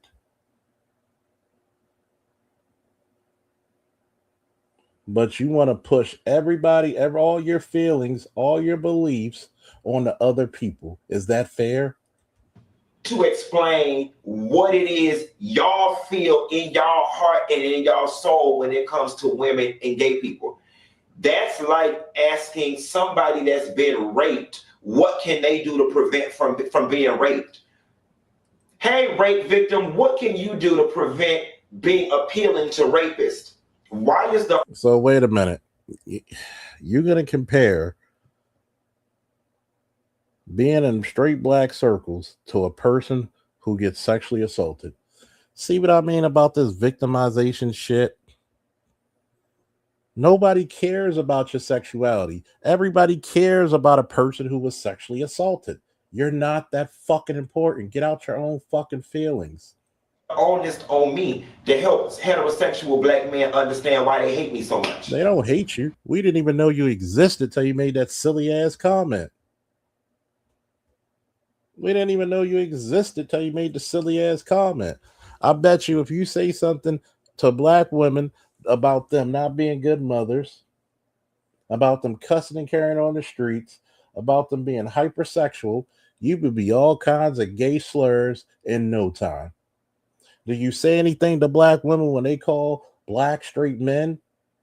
When they get into it, they call them faggots, they call them gay, they call them sassy. Do you open up your mouth and say that's fucked up to say? You should never call anybody that? No, because you be encouraging it. You'll get along with it. That's why you were okay and open about saying straight black men are cancerous. They're carcinogenic. They ought to be eradicated. They ought to be terminated with extreme prejudice. You were okay with that. Think about that. Think about that. Why do you think the backlash came from black men and not black women? But you want us to side with you and say that's our problem. Guess what? That's a you problem. And that's not even a you problem as a gay man. That's a you as an individual problem. That is intellectually lazy. That's like you saying black men are the cancer of the black community is intellectually lazy when actually we've been the cure for over 150 fucking years, you dumbass. This is not on black women to figure out why straight black men, heterosexual black men, some of them show a disregard for their life, a lack of respect, so quick to run off and marry a white woman, so quick to run off and marry a culturally ambiguous woman. That is not on that sister to explain. That is on y'all. That is on y'all. And I know that this video is going to catch a lot of flack, but the reality of the situation is, you know, the man supposed to be the head of the community. The man supposed to, you know, our men are supposed to be leading the charge. And quite frankly, as a collective now and for a very long time, y'all been fucking leading us to hell. First of all, the black men have not led the community. It was the women. When you fucking challenge and go with the women and they want to be single mothers instead of wives first, that's y'all destruction. Y'all chose that. So guess what? If you want to be in a subservient or feminine role as a gay black man, you're supposed to be a black man, period. Why aren't you leading them? Look where you leading the women towards fights. They should follow you.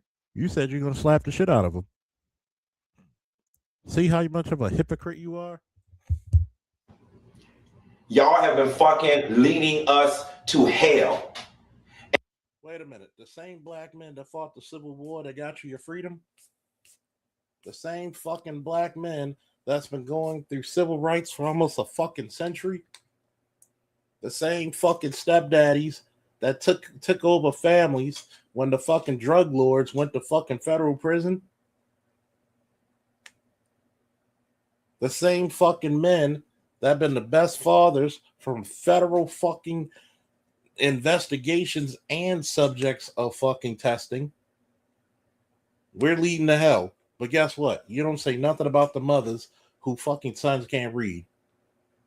You don't say nothing about the women who have multiple baby daddies, all her children are by different men. You don't got shit to say about that, right?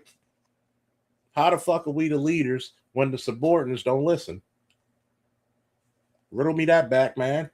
And I think, you know, Jim Crow era, slavery, so on and so forth, that the black man has been beat down so much from the outside world that within the confines of the community, we have coddled them to a degree in an effort to give them a comfortable place to lay their head, because the world. Number one, I'm going to let you finish that statement. Matter of fact, we're going to rewind that statement. Degree in an effort to give them a comfortable place to lay their head, because the world beats them down so much. You see what I'm saying? First of all, as a man, nobody's giving you any fucking comfort. You earn your fucking stripes. Law said the masculine black men who just happen to be gay don't like this prissy sissy shit either. So much so that they don't even consider themselves part of the alphabet soup. Thank you. That's the part. See, this woe is me, I'm a victim shit barely works for women. And the juice ain't fucking making the squeeze. The juice ain't worth the squeeze anymore when it comes to women. So you know goddamn well for a man it ain't gonna work being a victim. Goddamn well. So I wanted to. Sorry, Greece from Germany. I wanted to chime in a bit about how he said that black men being the leaders. I've worked in restaurants my entire life and bartended since the early 2000s. Women listen to gay black men more than anything. Even if you think about women, like black women back in the day, in the 80s, like they were not doing all that slutty shit that they're doing now. Getting head from a sister back in the day was like pulling teeth. But here we are, 25 years later, and women don't eating groceries. They're doing exactly what gay black men told them to do. Whether it's in fashion, whether it's in sexuality, whether it's in entertainment, whether it's in behavior. If you look at the way that women behave when they get angry now versus maybe it was 30 years ago, you see they operate and act just like their gay black friends who've been hanging around them and programming them and telling them how to behave. You want to suck a man's dick, right? Suck it like this. Like everything that they've been doing inside of our culture has been orchestrated and taught by gay black men, whether they're sassy black men or the gay black men that came out of prisons who were like super homo thugged out, but really been turned out. And then the last thing I wanted to say is also they never have this conversation. It's a running undercurrent that gay black men love to have sex with straight black men. They don't want to, because they love to turn out. Like the term turning somebody out, think about it. It's originally for, someone getting someone drugged up and turn them out and then passing around the streets and pretty much having them like your hoe. But in the gay community, they want to turn out a man because once they've done that, then it's like they have this overall secret above him, and then he'll do whatever they tell him to do, and that's how they milk him and get money out of him, because they'll shame him and expose him for getting turned out. And that's why you have to be careful about hanging around sexy black chicks when they have gay black friends and they all do cocaine, because that's how they end up getting you. And it is the goal, but they never talk about it. It's the equivalent of him asking for sympathy, but like a black woman, State Farm is there. When he hears something that black woman doesn't like, guess what he's going to do? He's going to threaten them.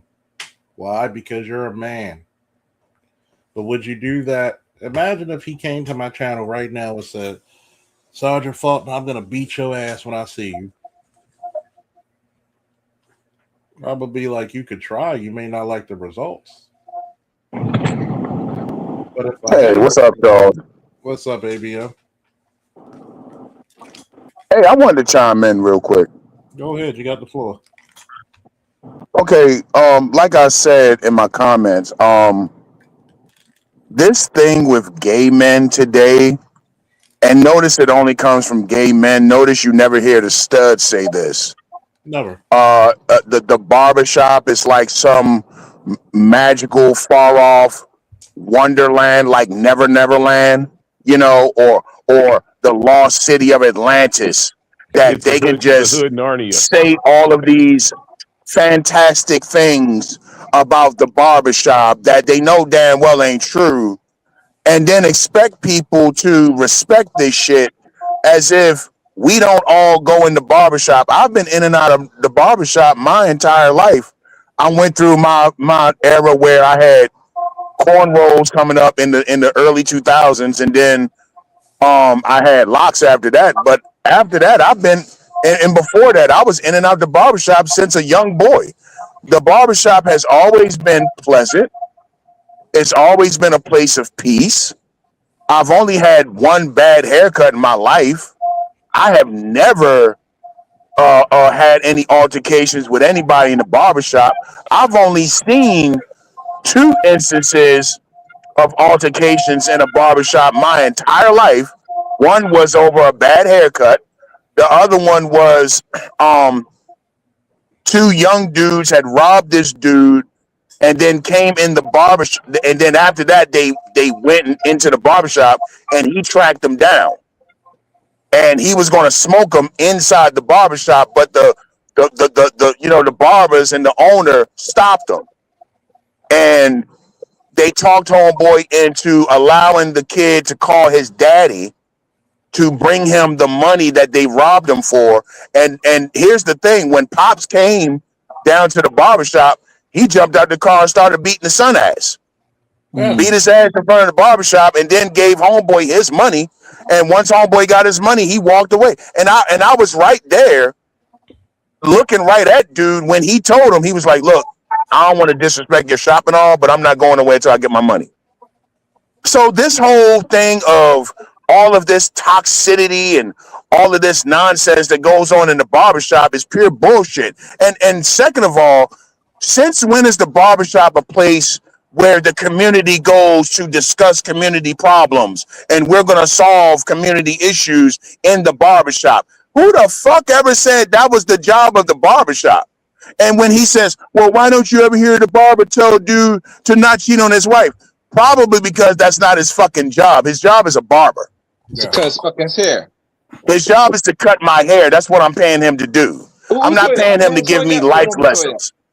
May I tell you that So one wait, more sir, time? sir, please just to cure my curiosity, I just had to ask, how bad was the haircut where you saw? Like, was it warranted? Was the fight warranted? I have to know. It wasn't even a fight. Dude was heated. He said he had a show to go do that night. It was a Friday night. And he said the lineup was off. I didn't see it off. The lineup looked all right to me, but he was hot. He was hot with homeboy, and the barber was an older guy. It wasn't So like from the movie Barbershop. it didn't come to wasn't throwing completely hands or It anything. wasn't completely fucked up type. Okay, No. all right. I was No, not at imagining, like, all. he got Yeah, his shit and off. again, Okay. he didn't throw hands with the guy and all that, but he did, make a scene in that motherfucker and shit. You know what I'm saying? But that's it. I mean, this is 2 instances out of the thousands of times I've been in the barbershop. I mean, And like I said in the beginning, notice you don't hear the studs saying this. You don't hear the studs that come in and get their fades and shit. You don't hear them saying that. they usually have a pleasant time. They jump. Why is it always the gay guy? You don't hear the women, the mothers that come in, bring their sons in, get their hair cut. You never hear. In fact, how many times have you been in a barbershop, y'all talking y'all guy shit, and then when a woman comes in, nobody has to say anything. You already know, okay, the cursing gonna stop. Anything about women and booty and all that gonna stop until she leaves. Well, you told That's it just down. universal rule. You don't even have to tell nobody that, right? Women have used the barbershop for their sons' therapy because when I've seen this, when women have made their sons too effeminate, they would always bring their sons and be like, "Hey, can you just let him hang out here for a few hours to kind of be around men to see how they actually speak and actually behave?" Women have always used the barbershop as kind of like the barometer to show young boys, like, okay, this is kind of how you are and act around men. And like they've used that in a positive way. You know how It's many always times been I miss in my the 80s and 90s and early 2000s. The barbershop was damn near like the I miss my school dude. safety zone. I miss my dude Blunt. And no, his name was actually Blunt, the French way to spell it, not because he smoked them. But I miss my dude Blunt. One of the best barbers on the East Coast, easily. And we used to have games. We used to play pool. We used to talk. There's a lot of stuff the barbers used to have, like interactions with people. I've seen gay men in the barbershop get their hair cut. Nobody says anything about them. And if anything, the gay dudes I've seen in the barbershop was talking just like one of the dudes. They were like, shit. Matter of fact, the biggest joke we made when gay marriage was legal, they were like, damn, nigga, now you can't escape either. He was dying laughing.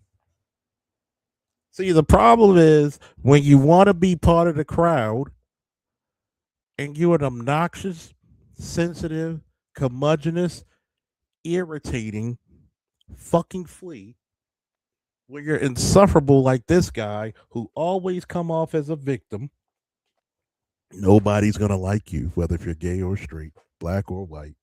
Nobody likes you. Chaos, you want to say something?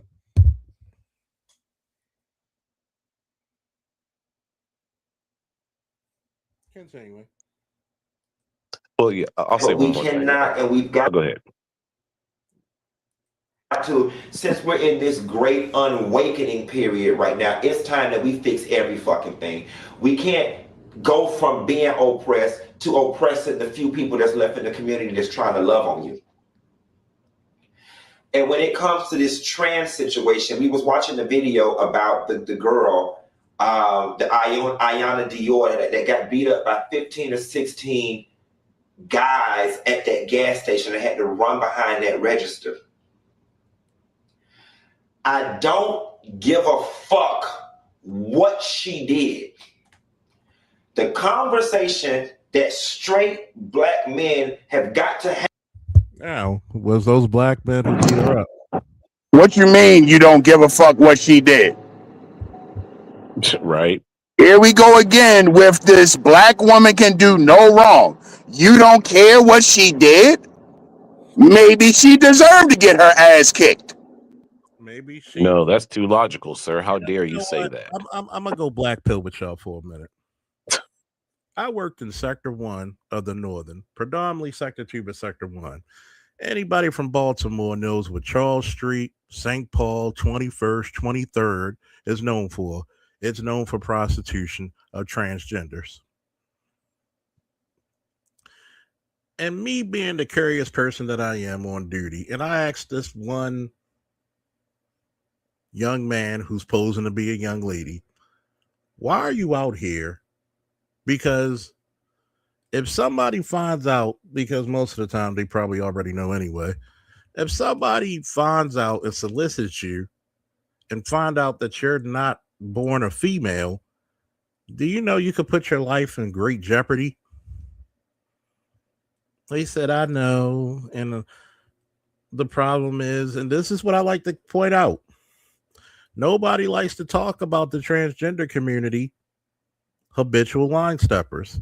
Why is it that you want people to treat you like a woman, but you get on a dating show with somebody in public and you be like, hey, give me a kiss. And then you tell the person, I'm really a man.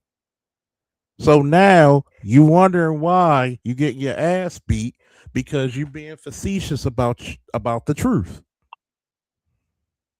Well, they do that to confirm the fact that they've done all the work to look like a woman. Like if you're drunk in a club and blah blah blah, and you dancing with somebody and they like, oh, you thought I was a chick, like that's a confirmation for them. That's how they get their kicks. Yeah, that's how you get your jollies whether off. it's through a dance, whether it's through a kiss, whether it's through a makeout, or whether it's even for giving somebody some kind of sexual attention in the closet in the club, like that's a goal that they have. And then after the fact, telling you, oh, boom, boom, boom, and then because they're going to kind of mentally say, if you don't continue with me, I'm going to out you. And then that's how you end up getting turned out. And see, here's the fucked up part. I was watching on YouTube, going down a rabbit hole. There's one of those pop the balloons. Come out, dude gave the chick. She asked for a hug and a kiss, even though he didn't pick her.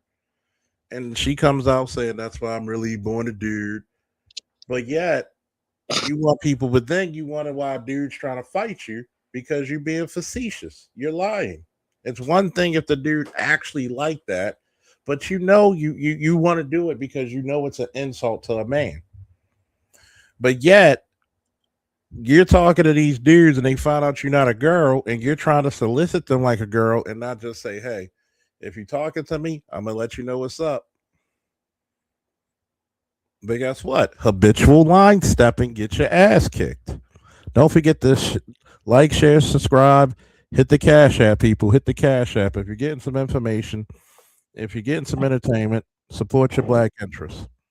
Again, this is a lack of awareness. This is the proverbial trying to ice skate uphill thing. You hear trannies nowadays saying this. I'm not going to tell you I'm really a man, or I'm not going to inform the guy that I used to be a man. Listen, you can play that dangerous game if you want to. A lot of straight men will absolutely delete you for that shit. There's a case recently, about 3-4 years ago, a football player at Virginia Tech University beat a guy to death. He found out he was being catfished. When I first heard this story, I thought it was a tranny. But then, like a year later, I went back and read the whole article. It wasn't even a fucking tranny. It was just some dude fucking around on the internet, and he was catfishing this guy. And when the guy found out that he was being catfished, he went track the dude down, beat him to death. And then he beat the case. He walked. And you can Google that, Virginia Tech player catfish. Yeah, people don't. You're playing a dangerous game with people. Yeah, and you know what people. That's part of the game. Is part of the game that they're playing is part of the. It's part of the not the attraction, but part of the kick. That is literally majority of the reason that they do it. It's the same reason for like people who like to have sex in public, and like they enjoy almost getting caught. They enjoy Like that's part of the thrill. And You know, one thing, Charles, real quick. all right, go ahead. These alternative lifestyle black men, because let's be honest here, this is the elephant in the room. They only have one problem with straight black men, and it's straight black men don't bang them.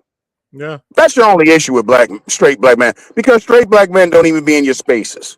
no, I don't even believe him when he said earlier about he got a couple straight homeboys. I don't even fucking believe you. I don't believe it. Most straight black men go out of their way. Like, you can't even be a gay dude and stop a random black man on the street and ask him for directions. You know, niggas automatically start getting nervous and awkward and shit. Oh my God, I don't want nobody to see me talking to this gay dude. Yeah, and it's funny.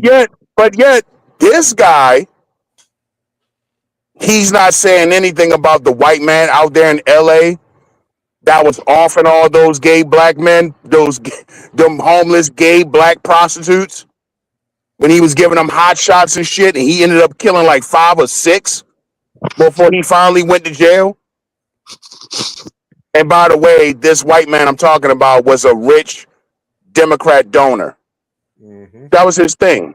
He would go down on the boulevard, get these homeless black men, because he didn't do it to no other race, get these homeless gay black men, take them back to his crib, give them hot shots, and they drop dead. He's doing his American Psycho shit. But he don't say it. But again, not a word out of homie's mouth about that, though. That's the problem. Black men don't do, straight black men don't do that to y'all. We don't be around y'all. We're not in your spaces. You can't say you're a straight black man and be seen in a gay club. No. We don't do that. We avoid you. And So this whole conversation is not even an honest conversation, not even genuine.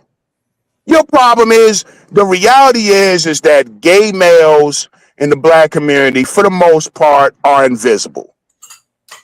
yeah, Wait, And what? that's your problem. you left Wait, alone. wait. Absolutely wait. Gay black men are way more visible than straight black men in the black community. Only to black women. I disagree, because here's the thing. Okay. I see gay dudes bop up and down the street all the time. Nobody says a word to them. Because you don't. But I'm talking about hello. But if we're See, here's the thing. Here's the thing I'm saying. Here's the thing I'm saying. Think about it. All right. Why do they make such a big deal about a gay athlete finally coming out? Why did they make such a big deal about Lil Nas X?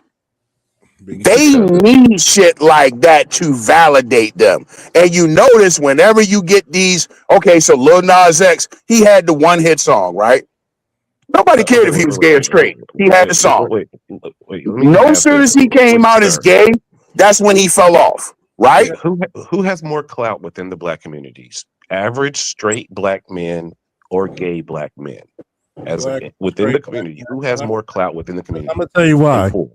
Straight man. Not the top tier straight black men. No. I'm gonna answer your question. Okay.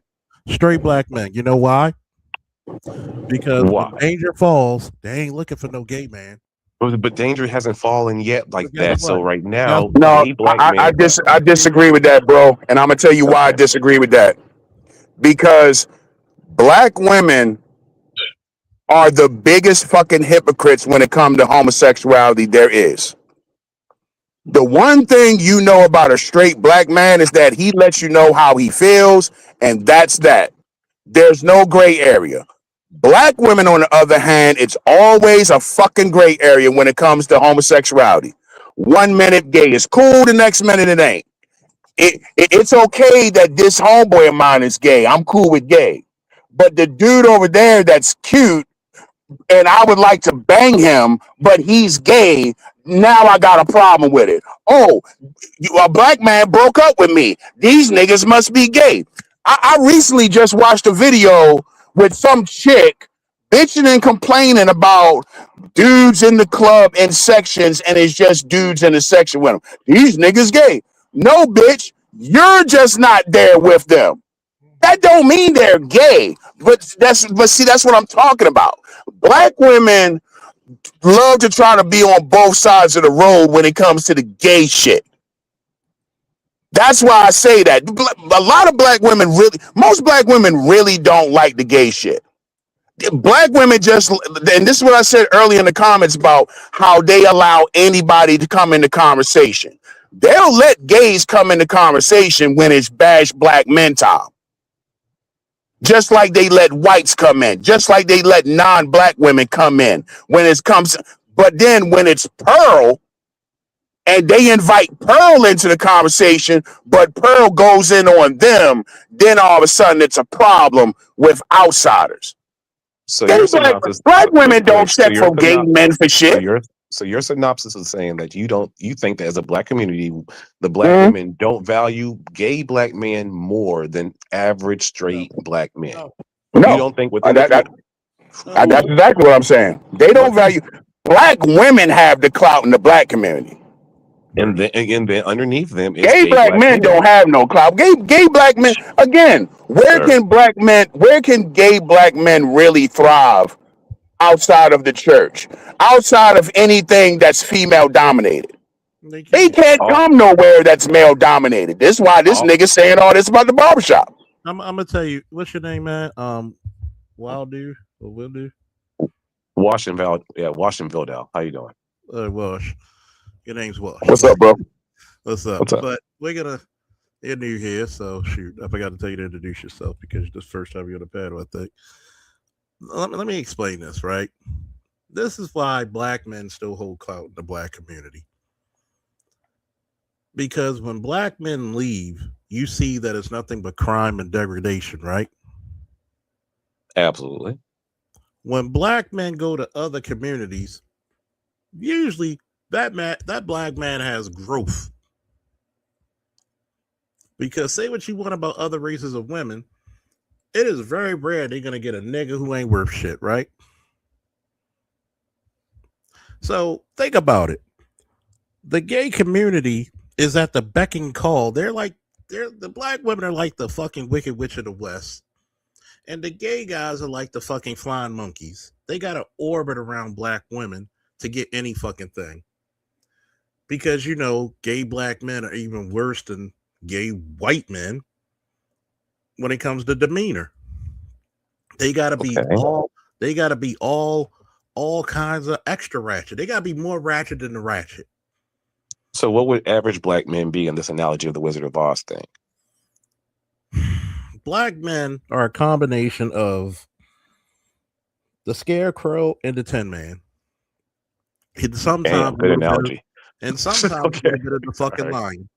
Because number one, you ain't got enough courage to tell some black men don't have enough courage to tell their women to shut the fuck up and sit the fuck down. You've been embarrassing us. Some black men don't have enough heart to leave them to get either a decent black woman, a good black woman, or go somewhere else, or don't mess with them at all. And then the third part is the garbage man of the dating world, which is the Scarecrow. You have to have some goddamn brains about you. Once black men started seeing their value, guess what they got? They got the heart to be passport bros. They got the courage to say, I don't like this shit openly. I'm not dating, nor I'm doing shit for you. And they got the brains to say, fuck this shit, I'm out. Either I'm gonna go monk. I'm out. Either I'm gonna go monk, or I'm gonna find a black woman who comes up to my specifications, or I'm going to another culture. Either still in the black race, or I'm going to another race where I'm gonna be celebrated and not tolerated, or not degraded. Yep. And that scared the shit out of them, Charles. And that scared the fuck out of them. That's why a lot of them traveling to Panama or any part with black people. I said, wait, bitch, why are you traveling and looking for a black American man? I thought you were swirling. I thought you divested. I thought you were going to look for a Zaddy. Oh, I forgot. Zaddy don't want you. He sees you, you know what time it is. Get on your knees and suck this dick and send you back on your way. Because let's tell the truth about who really has the clout. See, black men, it's like that old saying. Black men have not a fear of being inadequate, black men have a disbelief of being powerful beyond it. Okay? Mm-hmm. Because once black men find out, think about it. To a black woman, let's say you an athlete, pick a sport, football, basketball, wrestling, hockey, whatever. You just an average nigga to a black woman. Yep. But you go to that Caribbean woman, that white woman, that Hispanic woman, she sees you as a god. This man can take me out of my bondage. You don't want him? I take him. You know you the shit when you in front of your girlfriend and you dress to kill, and her girlfriend widely tells her, if you don't want him, I'll take him. Mm-hmm. And this is the fucked up part when it comes to black men. We rather listen to the 15 people who says we ain't shit, we ugly, we all this, but there's 115,000 people who said you're God on earth. Mm-hmm. You're scared to take that one step. The one step on a fantastic journey, you know, one step leads to the journey of 1,000 miles. Okay, that's the part where people don't want to say. See, the gay community lost its vigor because the gay community don't stand for shit but debauchery. Debauchery. Why do you think I keep putting James Baldwin on a pedestal? Because they won't. They will never respect a black man who says it's more important for my race to succeed than my individual sexuality. That's a hell of a man. But you'll never hear him say he put himself in a double demographic. Guess what? Why do you think I told him? First of all, if I wish, see, panel chat, can I go in for a second because I just pissed my own self off? Go ahead. There's a reason why officer fault, the sergeant fault, the commander fault, or whatever the hell you want to call me, Charles. There's a reason why I don't get the fucking chance to fucking be on some of these bigger panels, because I would ask the fucking question that sometimes I make the angry man look nice. Mm-hmm. Because some of this shit pisses me the fuck off. I would have said, wait a minute. You can't decide if you're gay or straight, but guess what? James Baldwin could decide which was more important under a much more difficult time than you. Mm-hmm. That man could have been lynched because of him being black. Mm-hmm. But he decided it was more important for me to be black than gay. Mm-hmm. This little motherfucker has the audacity, and I mean the fucking audacity, to shit on a great man like James Baldwin and other great men who had to go and they kept their shit in there. Guess what? Some of the most masculine fucking things we saw in the black community, you never knew they were gay till they died, because what did they say? It was more important for young black men to see a masculine black man than my sexuality needs to be out. Exactly. And speaking of that, Charles, when this dude said black men are coddled, who the fuck protects black men more than they protect gays? Yeah, They still don't want to tell you Luther Vandross was gay. exactly. Yeah. Remember when Madonna said something like a year or so ago about Luther? About And then the family came out and made her retract that statement. She had to take that shit back. Mm. They are still covering for Luther. He's been dead how many decades now? No, he's been gone for 21 years. The same thing with what's homeboy down at the church in Atlanta? What it called? No, not TD Jakes. The other one, the short chubby dude, Eddie Long. Eddie Long. Look how they cover for Eddie Long's ass. And he was Eddie Long got jammed up when he got outed with the boys, and I don't mean like young boys like pedophile. I mean like young men, like the teenage boys, 18, 19 or so. Remember that? He got outed. They protected the fucking hell out of Eddie Long, didn't they? Yeah. And then Eddie Long started taking pictures on Instagram. He was in his workout gear and shit. Oh, look at me. I'm working out. I'm losing weight. And then he just dropped dead one day, right? Yep. They still protect Eddie Long, and they don't want to come out and say publicly that Luther and Eddie Long both died from AIDS. Yeah. Well, I mean, are we going to have the larger conversation about how rampant homosexuality is in the Black community? Because we're talking about the kind of sassy one, right? But again, I always equate it when someone's super thugged out or they've come out of prison. More than likely, they've had something happen. And also for us who have those who have pledged, you got to understand that. That this shit is deeper than it really is, and when we really speak about homosexuality in the Black community, it's larger in the shadows than you think. But here's the problem with homosexuality in the Black community. The overwhelming majority of Black LGBT are bisexual women. That's not a Black man's issue. Okay. I will say that the majority of Black men in power in entertainment are all at least bisexual. That's just 20%. I totally understand what he's saying when it comes to the frats and the things of that nature. But the thing about it, and the reason why I say that straight black men have more clout than the gays in the Black community is because notice a lot of these powerful celebrity types who we know are gay. I was just talking about Luther, who we know for a fact are gay, never want to come out and tell you they're fucking gay, even though they will cheerlead the gay shit all day long. Oprah Winfrey. Notice that a lot of these gay Black celebrities and powerful people will never tell you they're gay. Right. But they always champion for gay. Barack Obama. Yeah. With that weird ass comment that he made. 85% of all Blacks in entertainment, movies, music, whatever you want to call it, have at least done one thing homosexual. And if we say on the men's side, if you've done it once, you're at least bisexual or gay. Then when we really break it down, the Black community, if you give it the same thing to women, if they've done anything one time, majority of Black people are bisexual. Because majority of Black people have done some type of suspect shit. If they've gone through those kind of entities of college, entertainment, hold on, I gotta pause you there. Gang initiations, prison, and also the sassy Black men. See, here's the thing about that, though. You're going to have to produce data on that. How can you There's polls out here where they're going to lie, sir? How do you get data? That's the point I'm getting at. Okay.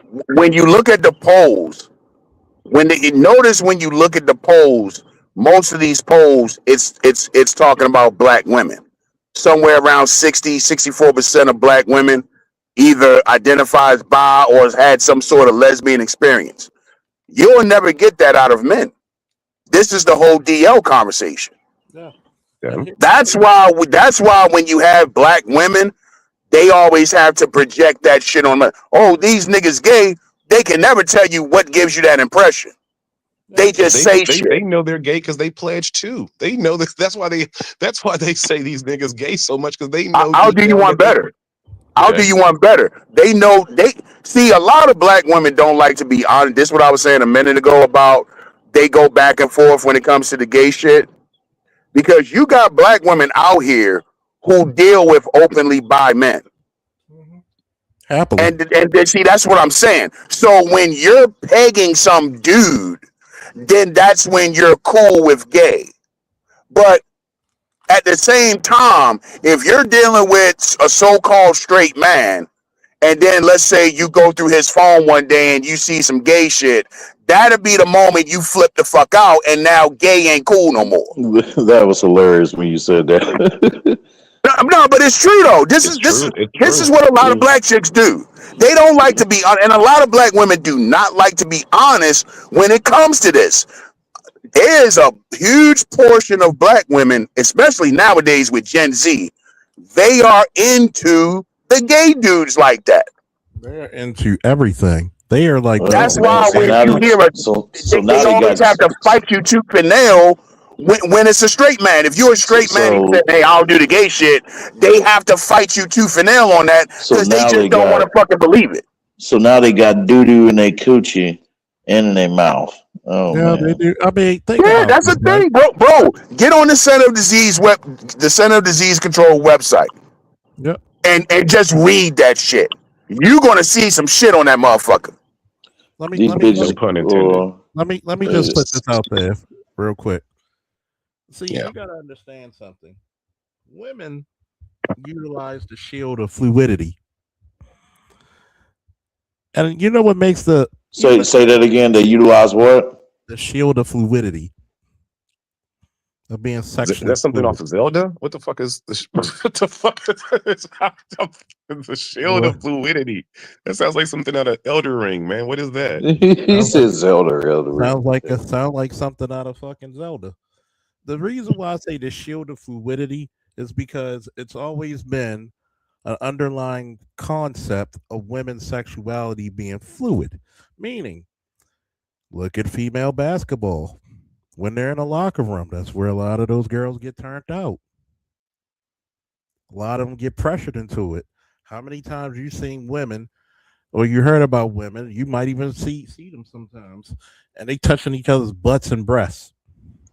That's funny you mentioned that because it just reminded me about what Angel Reese tweeted about saying like, oh, that she has a 80 body count, and Cass is freaking out. She telling, well, that ain't bad because my teammates, most of them have like 500, But you a got body count of 500. I'm like, oh damn, right? Think you about nasty monkey looking bitches. I said you got to think about this God shit. damn, man. What Wait, happens? wait, where did that racist ass fucking really, fam? Yeah. All right. How many times have you seen women with 5 kids by 4 different baby daddies, pussy jacked the fuck up, and who does she go date now? A stud. Now, we got to take some things in context of current time data, right? Is it easier now for a man to come out ever than before? Yes. Now, if you got people who will come out and because they don't put names on these statistics, right? So guess what? You're gonna get a more honest answer than a motherfucker who's got to put a signature to their statement, right? We're just gonna go by, investigations. So when you go out there to random states, random cities, and you ask people, do you consider yourself bi, straight, whatever, in the closet, whatever? Why would you have to hide if your identity is already hidden? So the truth is going to come out more. Trust me, there's no way in hell if a woman tells me she's been on a basketball team, there's most likely she's been involved in a sexual act with a female. Even if she didn't want Yeah, to. pretty much. Even if she didn't want to, because yes, they don't call it sexual assault, but that's basically what it is. I showed y'all yesterday with the goddamn woman. No, it wasn't yesterday. The day before, Monday. Like, no, was it Wednesday? Yeah. So I showed y'all the video when they went to paternity court with the gay black man and her best friend and his best friend when she got him drunk and seduced him, and she got pregnant. Why is she charged with Why is she charged with second degree rape? See, once you look at it, because now you have fluidity. What's up, babe? Come on up. Once you start seeing the truth, since guess what? You're taking an open quiz. Nobody's putting their name. I believe it more than back then. If you would have took this shit 20 years ago, 30 years ago, yeah, I could get it. But now, if a dude's saying he's out there, he did something, and he doesn't have to put his name down on a dotted line, I believe it. But you got to remember, women are known for going on girls' trips. Women are known for experimenting. Not saying men don't, but guess who does it? See, here's the fucked up part about it. When they talk about all the men are gay in Atlanta, they only talk about the men they're attracted to. Oh shit, you may do let he left, damn it. Well, he can come back if he wants. He's a new panelist, but guess what? I mean, he was cordial. I want to put this out there. Notice they talk about all the men are gay, but they always refer to the men they're attracted to. They don't talk about the hardworking brothers. There's plenty of black. You're a black Mecca. Black LGBT is one of the smallest demographics in the country, okay? That tells you what women really look for. Women look for pretty niggas. Because guess what? I know plenty of niggas who went to Morehouse, who went to what's the other college there? Matter of fact, I think Lost went to one of them. Who was So when these chicks call you gay, you should laugh because we know that their asses, they be screwing the gay man. because guess what? They have an ego. Women have an ego too. They have an ego by saying, "Oh, I bet you I could turn them back straight." Just like if a dude say, if I get a hold of that gay chick or that stud, I'm gonna turn her back straight, which I have. So I have an ego, so fuck y'all. See the the worst artifact in Vox Machina. That show's funny as shit, isn't it? But the reason why I said women go through the veil of fluidity is because we always take their sexuality as very fluid. That's the point I'm saying. Because women get together in a shower, women will shower together, women will go to the bathroom together. It's against the goddamn law in the Constitution of the United States. If there's space in a urinal, you don't go to the urinal next to another dude. Unless it's an emergency and there's no other available urinals. And even then, you might have to go to a sitting toilet. Because nobody want to be shoulder to shoulder taking a piss. So let's look at this on a very intellectual scale. Yep, Morris Brown, Clark Atlanta. I know plenty of dudes who went to Morehouse, Clark Atlanta, and all that shit, Georgia Tech, and was fucking the shit out of the Spelman girls. I was one of them. So this whole gay thing, for some reason, y'all sure get a lot of dick for the Kingdom Hall of Gayism. So either you're fucking the gay dudes, or somehow, some way, magically, you're getting some dick from some straight dudes. Pick a struggle. It's like it's weird. It seems like it's like jealous. You're jealous of the masculine straight man. You know. You know what? Outspoken. Thank you, because we had a fucking incident in the department like that. These chicks go off to a fucking 2-week around the fucking Europe cruise, and somehow they're not friends anymore, but they don't want to say what happened because some sexual shit probably went down. Thank you. Thank you. Thank you. You ain't never hear a bunch of brothers go to Brazil or the Dominican Republic and they trying to fuck each other. Why? There's too many bitches to fuck.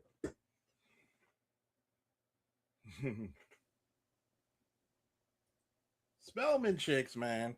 My ex is from Spelman. God damn, she's bright. She just don't have common sense. She's a county bounty. Remember that club mix ABM? Woodlawn got the bomb ass pussy. Westport got the bomb ass pussy. Hey, I'm sorry. I'm such a y'all know my generation. I'm sorry. I love Baltimore club music. Fuck y'all. But Turn your volume up, Brother Charles. huh? Just a little bit. What'd you say? I said, turn your volume up a little bit, Brother Charles. Well, I had to come. I was away from the mic. Hold on. It might be my volume too. But this is the point that I make, right? Why should we feel a certain way about a gay black man who's not cool? Most black men go by this thing. If you cool, you invited. You can stay. When you're insufferable, nobody fucks with you. Do we all agree? Chat panel, do we all agree? Because guess what? Say that again. I cut out. Because most black men go by this system. If you cool, I fucks with you. But when you're insufferable, or you try to get more than what, or when you're trying to get special privileges, and you're insufferable, nobody fucks with you. Hey, I got along with gay dudes, man, on the job and, you know, and outside the job and shit like that, you know, coming across them or whatever. Like, it's never been like, you know, that extreme. Not like this dude. I may have gotten into it with one. I may have gotten into it where I was ready to beat one gay motherfucker's ass, or probably a couple of them. But other than that, Probably because of his habitual line stepper. He didn't know where to stop. And it doesn't even have to be trying to hit on you. Because And it's true what you said too, that we never seek a straight black man who are seeking things of greatness. We never ever have like a kindling desire of wanting to go and invade their spaces or especially their chat rooms. No, have you ever noticed that everybody wants to invade black men's spaces because we're the coolest motherfuckers on the planet? Why do you think some chicks early in the manosphere wanted to come over here and debate? Because bitch, you weren't getting no views. Bitch. Again, going back to what he was saying in the video, if straight black men are so cancerous and so dangerous, why do black women insist on being in our spaces? Even when you offline, if you're a drug dealer, you out on the strip, you out on the set, you will always see black women on the set also. They want to be right up under you. They want to be right there so they can see all the action and shit. I mean, am I lying? Right. Remember when the strip club was for males only? Then all of a sudden, when the 2000s came around, all of a sudden, here go chicks got to start coming to the strip club. And they want to get lap dances and they want to tip the bitches and shit like that. Again, if black men are so dangerous and so toxic and so cancerous, why are they always around? But you know who's not there? The gays. Yeah. So how would you even know, dude?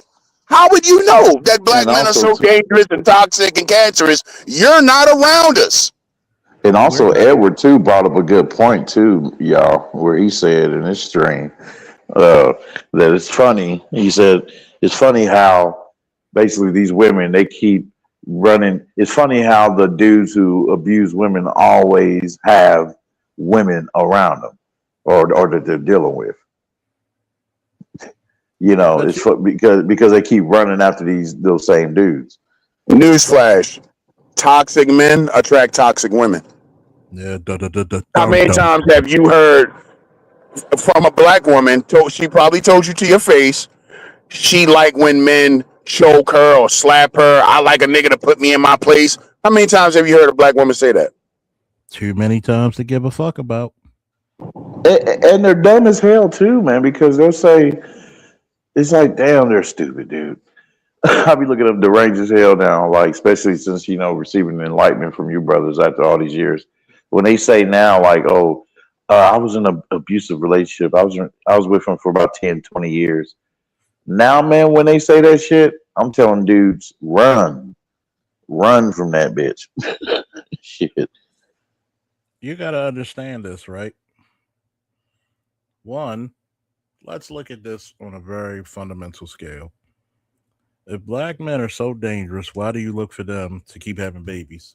Why do you look for them for safety? Why do you look for them when you're in dangerous situation? Why do you ask for black men to protect you, but you never say anything to the gay black men to protect you? Because you don't respect homosexual. Women don't respect it. You'll use them because they'll do your hair. They'll make you laugh. They'll pay for drinks. But when they say something you don't like or go against you, they're just you got 1,000 gay slurs out of a black woman's mouth quicker than a fucking slave owner or a nigga with a Confederate flag calling you one. Man, this ultimate bitch made ass dude here, man. This creature you got on this damn screen. Yeah, he's full of shit. He's so full of shit. Of course he's full of shit because, again, it's like I was saying, and my man disagreed with me, and that's cool. But I'm sorry. Gay black males are mostly invisible in the black community. They are. The only way they can have any type of shine is online or in, entertainment. Remember when they tried to push that football player that came out as gay?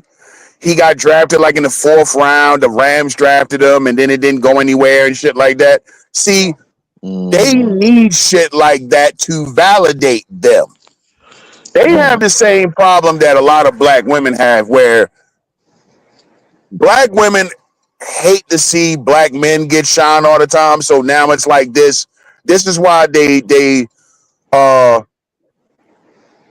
so enamored with these female rappers and shit, because otherwise black women really don't get no shine like that, right? So you hype up these fucking, even when you're not even black, like Cardi B. You know, you'll hype up Sukihana, no talent. You'll hype up Sexy Red, no talent. You feel what I'm saying? Yeah. Gays have the same issue. That's why it's always going to be, they need some prevalent athlete or prevalent rapper, because R&B ain't gonna cut it. They need an openly gay rapper to validate them. And like I said, the moment Lil Nas X came out as gay, he fell off a cliff. Because the black community, and black women are included, the black community really don't really fuck with gay males like that. Not really.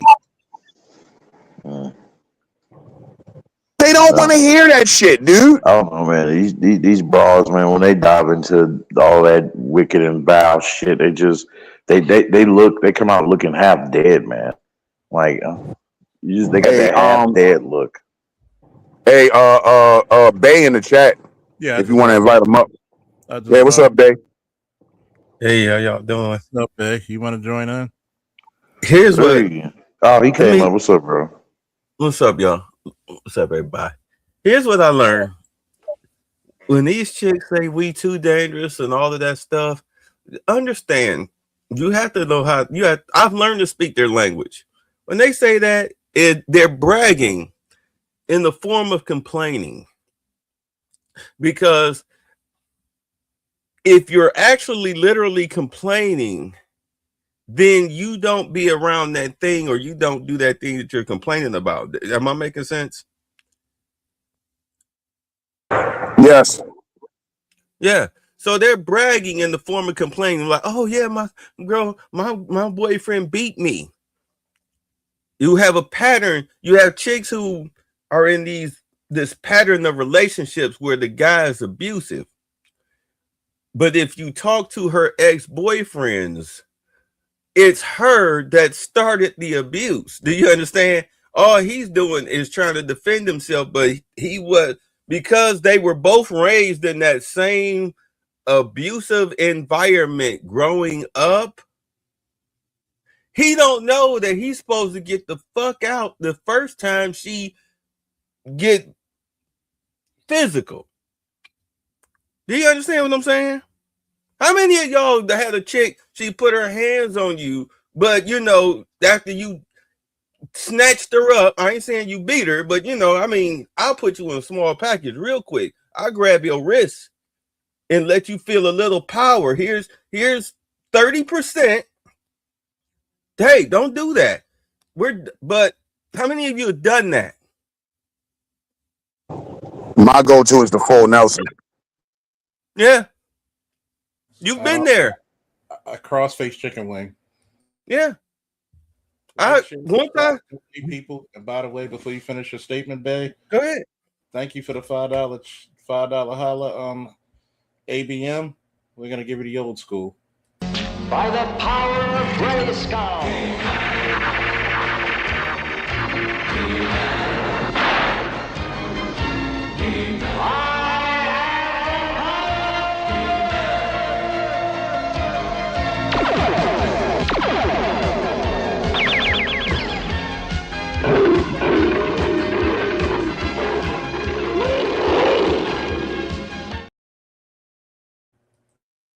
Continue, please, Bay. You got the floor.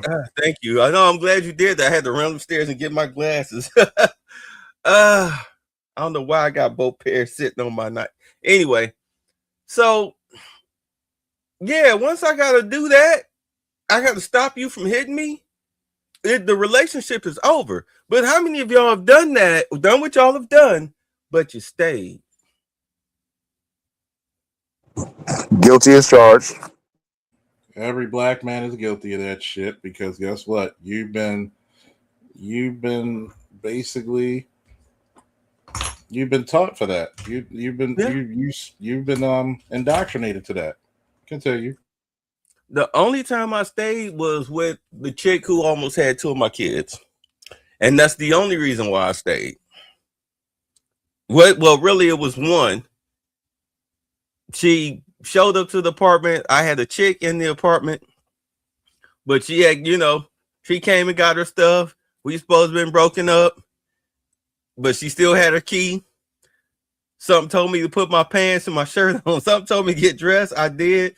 All of a sudden, I hear my front door opening. You understand what I'm saying? It was one of them situations. She went to jail that night, to be honest. She went to jail that night. No round of applause. No round of applause. Y'all just church mousing it. Yay! Thank you. I mean, goddamn. Usually in a DV situation, the guy goes to jail. Hey, sometimes you gotta do one of these moves. Shit.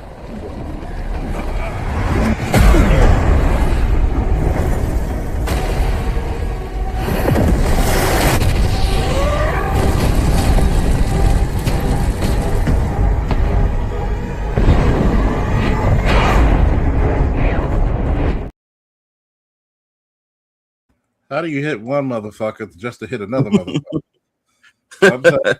Hey, when a black man has to go to jail and she goes to jail, an angel get their wings. Yeah, I've had a female roommate go to jail because bitch. Oh God, well, they tell you never well. Sometimes you just can't help but to fuck your roommates. But I learned then, don't fuck your roommates. They get digmatized. At any rate, no, yeah, we wind up staying. We're all guilty of it. But that's a problem that once you get older, you realize you ain't got to do that no more. You ain't got to put up with that.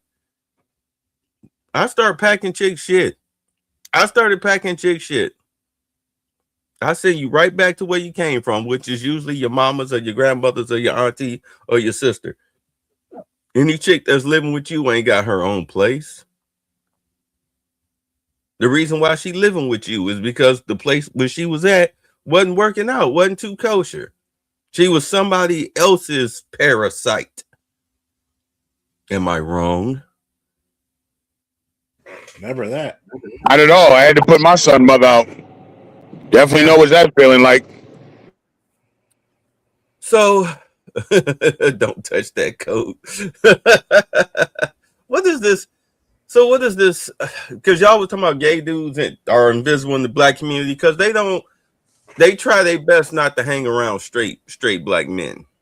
Yeah, we said that because this is the guy who said black men, the cancer of the black community are straight black men.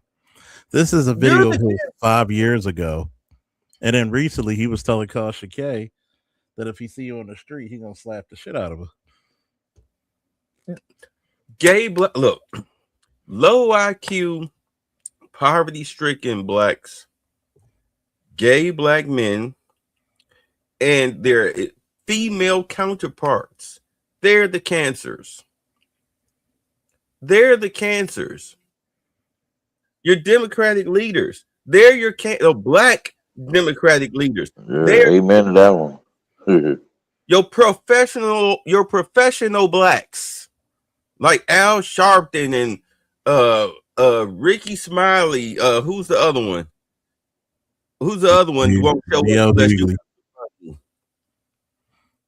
D.O. Hughley, which is talk about a gay man and we're saying D.O. Pause. B.O. What's his name? Ben Crump, even though he's African. But you do understand the grift. Black lesbian mansions when they was running around here pretending that they was relevant. Those are your cancers. Umar, those are your cancers. Do absolutely nothing but a bunch of ear hustling and trigger words. I swear to God, that whole situation with that store Here we are 30 years later, and it seemed like the only thing that motherfuckers was hearing was that white people are racist. They got nothing the fuck else out of it. They don't know shit about economics. They don't know shit about community building. They don't know shit about nothing outside of that white folks is racist. And like, who the fuck? Now I understand why Phil Valentine was cussing and yelling so much. I understand why so many of these scholars back in the day, back in the 90s, I understand why they was cussing, and those that did used to yell and curse. I get it now. Because what you're saying Black is man. falling on deaf ears. They only want to hear what they want to hear. They want to trauma dump. That's why I say that this shit is like church. This whole lecture circuit, it was nothing but a bunch of traveling preachers. Hey, And I'm not, if black man's a damn cancer, then check out Brendan Jamal, damn, in one of his recent videos where he showed this chick, his neighbor, you know, because he's in this apartment building, whatever complexes. Yeah, and she's like above him and playing loud music, and he addressed her whatever about it, and she got natural and cussed him out, and then, you know, told her he was gonna call the police, and he did, and the police came or whatever to try to help the situation. Yeah, then but she came out, started acting all wild and wanting to try to fight him and shit right there in front of the damn police. 2 black female cops. Yeah, yeah, you know what I mean? And then she started twerking, wanting to shake her ass and shit. I'm like, oh my God, dude, she just And so what about disgusting. her nasty ass friend gonna come up and say, well, he mad because he tried to talk to her and she didn't want to talk to him. You know, like he wanted that. The friend was trying to come off like he was trying to get with this wild she-boon. She was trying to play it like that. Both of them looked like they on Skid Row. Because what else do did you? what else do ghetto-fied women know? You see how it all comes back to fuck me? Yeah. They think you want, don't nobody want you. She looks nasty, dude. Don't She looks, nobody want you. did you see her? She looked like, dude, she didn't take a shower in a week on some They B. both Simone did. shit. They both did. The friend looked like she sleep in the gutter. You say Ben Crump is American? You sure about that? He got that African everything. Whatever. And they're saying, oh, everybody get ready. Alien Files coming out. Yeah, I saw that. I don't know, man. Maybe this motherfucker acting weird because he took those, you know, those pills they advertise on them in these damn commercials. These HIV preventative pills and shit. So maybe them pills causing this motherfucker to act all crazy. Who knows? or he didn't snorted the wrong batch. Who knows? I don't have a problem with gay folks. When I was working in hotels for over 25 years, I mean, you couldn't help but be around gay folks, especially gay dudes. I only had one incident where a motherfucker was, damn, I discovered what it was like to be sexually harassed. You know what I'm saying? I discovered what it was like to be sexually harassed, and I was like, God damn, like this motherfucker made me want to just grab a kitchen knife. I'm serious. Shit. Or whack-a-mole his ass with something. Yeah, he was a big dude too. Like shit. You know, he was like 6'2", good 250, 280. And just talking reckless in a mug. You know, how you gonna have somebody like looking like that talking to you like Mr. T? Hey man, you look good over there. I'll kick him right in his dick. That shit was unnerving. But at any rate, no. Outside of that, I ain't never had no problems with No, with gay dudes. You know, let's hear the rest of this bullshit real quick. Have with themselves is, why is it that we feel it's okay to beat on her like that? Okay, fine. Fuck it. That ain't a girl. That's a boy. It's got a dick. It's got a dick. Okay, fine. If it's got a dick, then that's your brother. Why is it that y'all feel it's so okay to do that? Why is it by virtue of her being trans that her life automatically doesn't mean anything anymore, and y'all ignorant sons of bitches are okay with that? Again, Then when some shit go down with one of y'all, we all again, you're gonna stand here and tell me, and I've been a black man for 45 years now, and I've been in the hood of hoods. You're gonna sit here and tell me that 15 dudes saw a tranny one day, and everybody just made the decision right then and there, instantly, let's all go beat the shit out the tranny. Just for no reason whatsoever. That's what you're gonna stand here and tell me.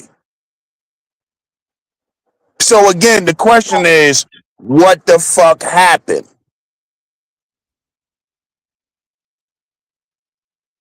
But as usual, when it comes to the fairies, when we see these videos of these gay men beating the shit out of some black woman, some gay dude and some black chick at the job got in a fight, and he's kicking shorty ass, you're not going to have you're not going to have a soliloquy about that one though, right?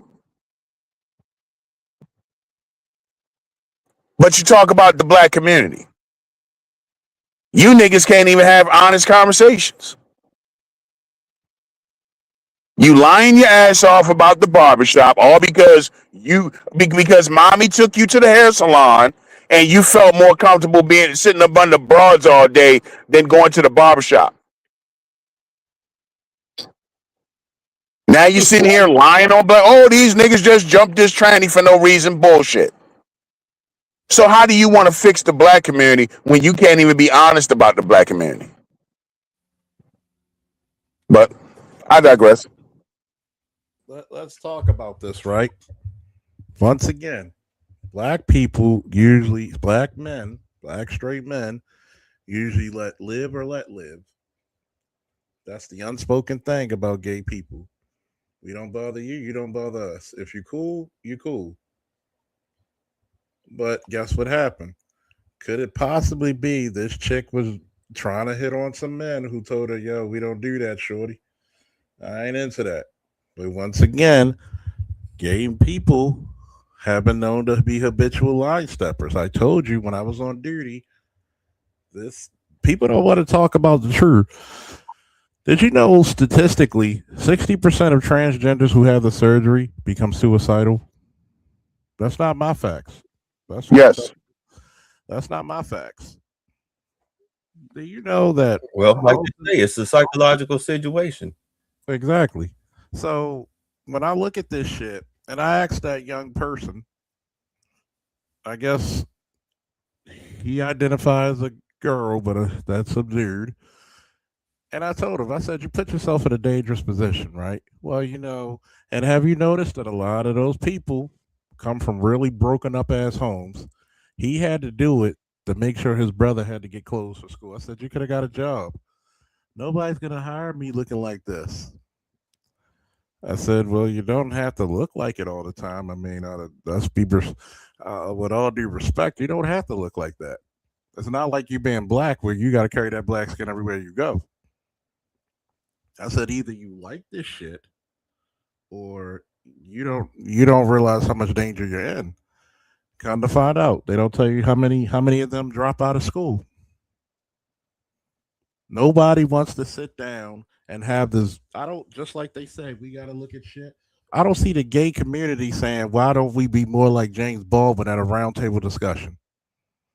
Why do we have to act like a bunch of ratchets? Why can't we just be civilized and dress like men and if we like men, why can't we do that in the safety and sanctity of our home and be respectful people of the community? Why do we have to embarrass our community with outlandish hairstyles and actions? You're not naturally talking with a lisp. Your voice probably deeper than mine. Why do you got to go into the theory of ratchetivity? And you want to talk about us beating on black women? 70% of the fucking aggressors in domestic violence are black women. Black women use more. Yes, black men and domestics use their hands, but black women use weapons. How many times have black men been stabbed, slapped, damn near ran over by a car, doors kicked in, all kinds of violent shit because a black woman can't control her own emotions. So when the dude finally pushes her off or slaps the shit out of her, that's when the police get involved. But you don't say nothing about the black gay guy working at the post office getting in a fight with his black girlfriend coworkers. Y'all play the enforcer when y'all go to the club together because, they got a couple of big bitch, Haloti Nada built bitches on their team. So you need some muscle. This guy, even though this video itself is 5 years older, you just told Kendrick, Tasha K, that you're going to slap the shit out of her, but you have no problem with her husband. I bet you don't. But that also tells me about your husband, Tasha K, because I'd have made a comment to say, if I even find out you even dare put your hands on my wife, I want you to look around and I want you to see who's man or woman enough to pull me off of you.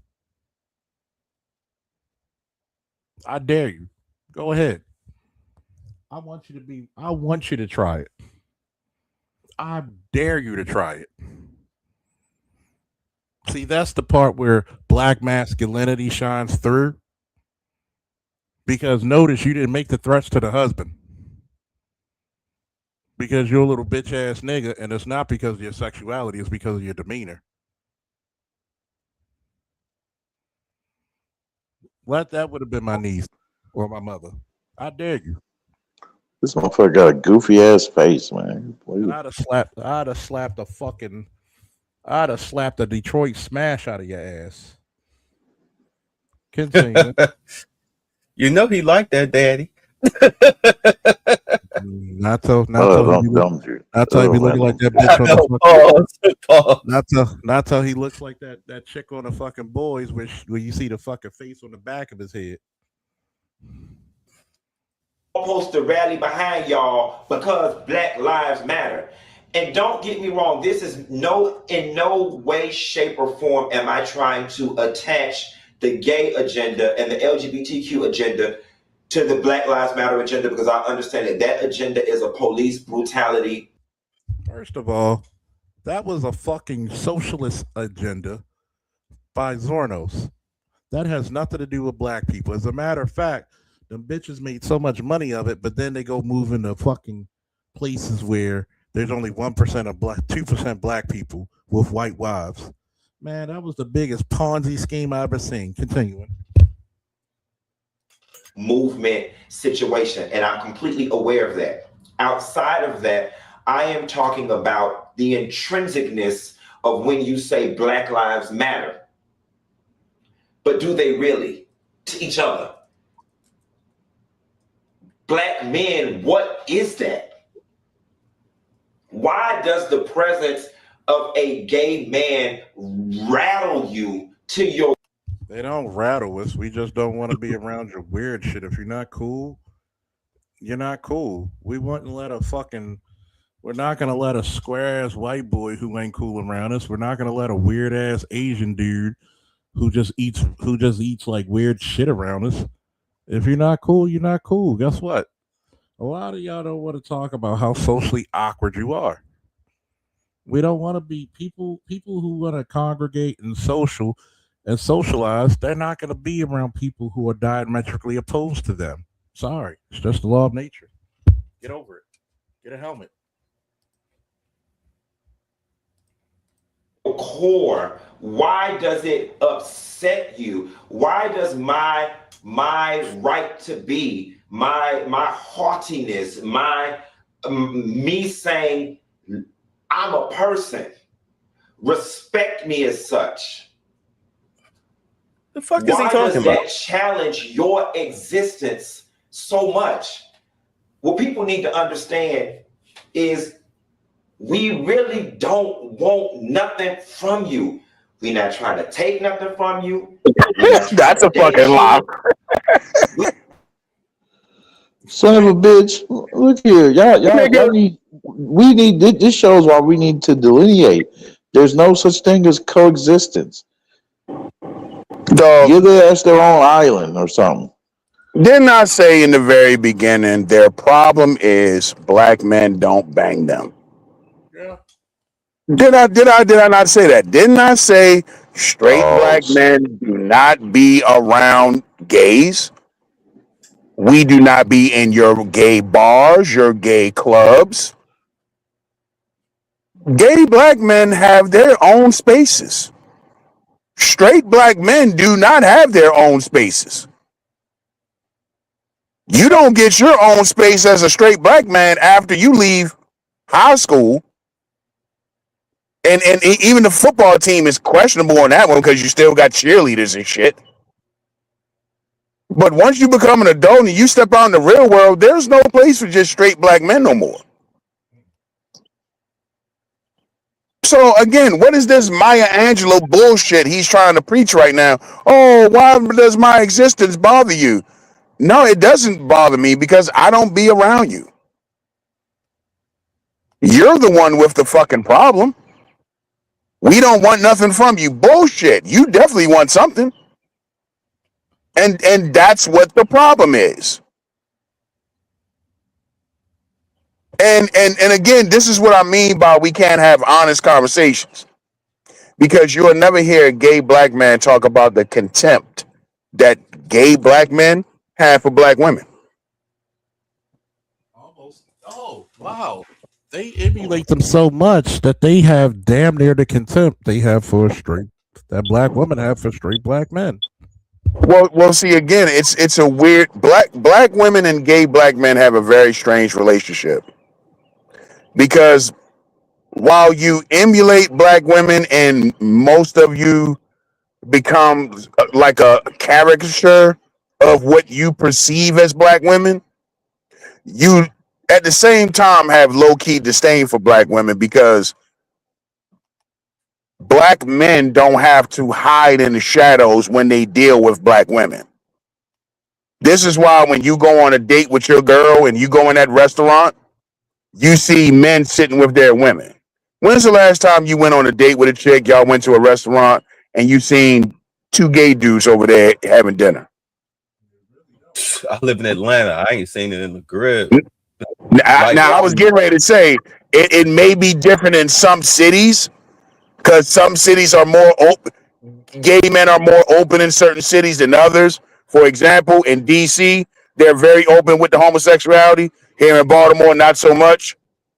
And it's weird because we're like only an hour away from each other. But honestly, you don't see that. That's the problem that a lot of these gay dudes have with black women. That's where the disdain comes from. And then you got those dudes who like are homie acting right like here. scrolls. Dudes like homie right here. Yeah. They have to deal with the DL black man, which means you're only going to get dealt with after hours, nighttime, when nobody's looking, in a park somewhere or behind a fucking dumpster, you know, at a Wendy's or some shit like that. You know what I mean? That's the shit they deal with. Well, yeah, the DL dudes are just scrolls. Same thing with Dykes. Same They're thing like with Dykes. scrolls from Marvel. Yeah, same thing with Dykes. Dykes have disdain for straight black men for the exact same reason. It's called penis envy. That's funny. Continue. Every time you see them bitches grab their groin, they grab that crotch, they talk about hopes and dreams. I would think of how mentally disturbed you gotta be to put a dildo in your fucking pants pocket to make it look like you got a dick. That's but yet, if I tell you I'm a woman all 5'10", 285, 290 pounds of me, I'm supposed to be accepted. But if I put my bathroom towel, which I can't tie around my neck, got to stuff it in my shirt, and I tell you I'm Superman, I'm about to jump out my fucking bedroom window, I'm crazy. Wait. What about the girl who sucks it? The girlfriend that sucks the strap on. I mean, it's a case of mental illness at some type of level. And then what makes it even worse, since we on that, I blame you, babe. But since we're on that, and then the girl with the lesbian chick wearing to be moaning. Yeah, that feel good. if you're a lesbian, wouldn't you be anti-penile? But yet, you still need that phallic symbol because that phallic symbol is a symbol of ancient power. Y'all had the bookstore, right? Yeah. You know, that is, am I lying? No. The phallic is the symbol of power. Why do you think He-Man has a sword? Why do you think Lion-O has a sword? It represents what? A phallus. If you look at the Coptic cross, the fallopian Dirty tube. Harry's 357 Magnum. Yeah. Yeah. So you're telling me, right? When you look at lesbians, and thank you for pointing it out, ABM, a lot of them have penis envy. Even though straight women have penis envy because they think, well, you're bigger and stronger than me, that you can rule. That's the exact reason. Men know that. So you could whip my ass, I would talk my shit. Unless you can physically stop me from whooping. This is how you gotta understand stuff. And I'm gonna break this shit down very black pill. Men always fought for shit. Women nagged for shit. Why can't we vote? Why can't you fight? Nobody wanted to answer that shit. Why can't we vote? Why didn't you fight the war? You sat your asses on your fucking wraparound porches, I do declare, while your husband was getting his brains blown out or his limbs sawed by the guy whose only anesthesia was a bottle of fucking whiskey.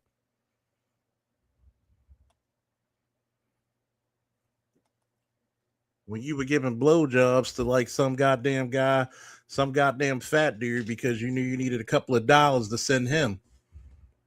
Or you fucked up the money he was sending back to you. Notice, tell me one right that women got in arms for to get. And force men to give them those rights.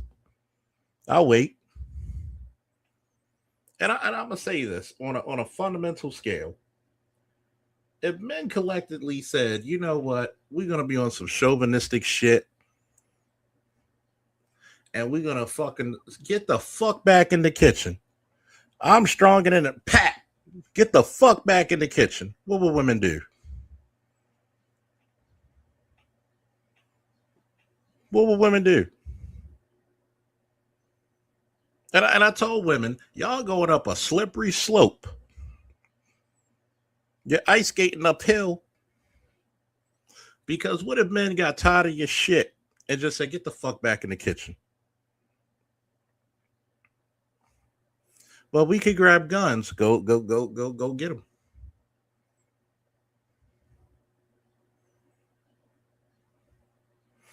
Because a lot of you women, when y'all talk about protection, you're protected because you never had to see what a ruthless motherfucker had to do. We protected you so well, we kept you from your own fucking follies and mistakes. So imagine if a bunch of warlords like Fist of the North Star started up, or Mad Max. What the fuck could you do?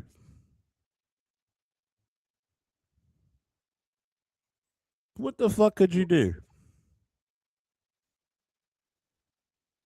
And that's why I say women, when they talk about you beating up on the women, well, ask this question. Why do black women tend to date a bunch of women beaters?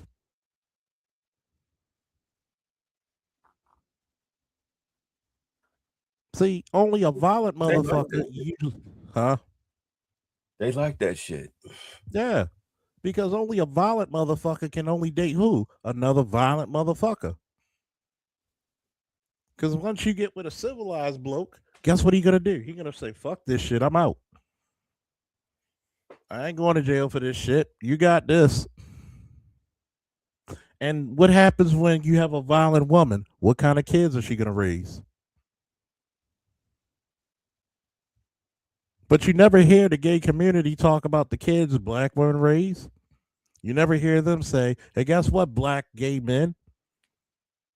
You got brothers and you got sisters. What about the brother who's a good man, a good father, but that bitch keeps the kid away from the son? Do you say that you ought to give him his children? Do you ever be the mediator? No, because y'all congratulate that ratchet shit.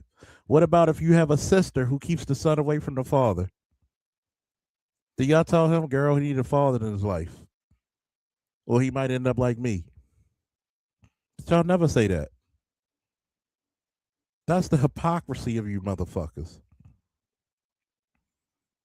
But you could tell he's not a cool gay guy. He's a fucking irritating little prick. Nobody will ever fuck with him in real life. And it shows because he wants to play the victim when there's no victim to be had nor seen. Continuing. We just want to be left the fuck alone. We want to be able to walk into the gas station, get a Snickers, get 10 on number 20, regardless of how we sound, how we look, what we're wearing, if we have weave in our head or not, and be left the fuck alone.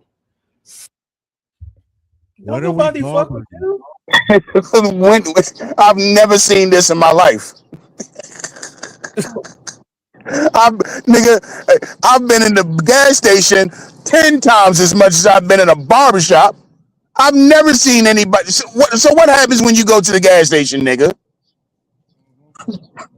What is going on at the gas station? I've been in law enforcement for almost 22 years. In some facet, I've never got a call of somebody just beating up on gay people unless there's another gay person. They say lesbians have the highest DV rate of any couple.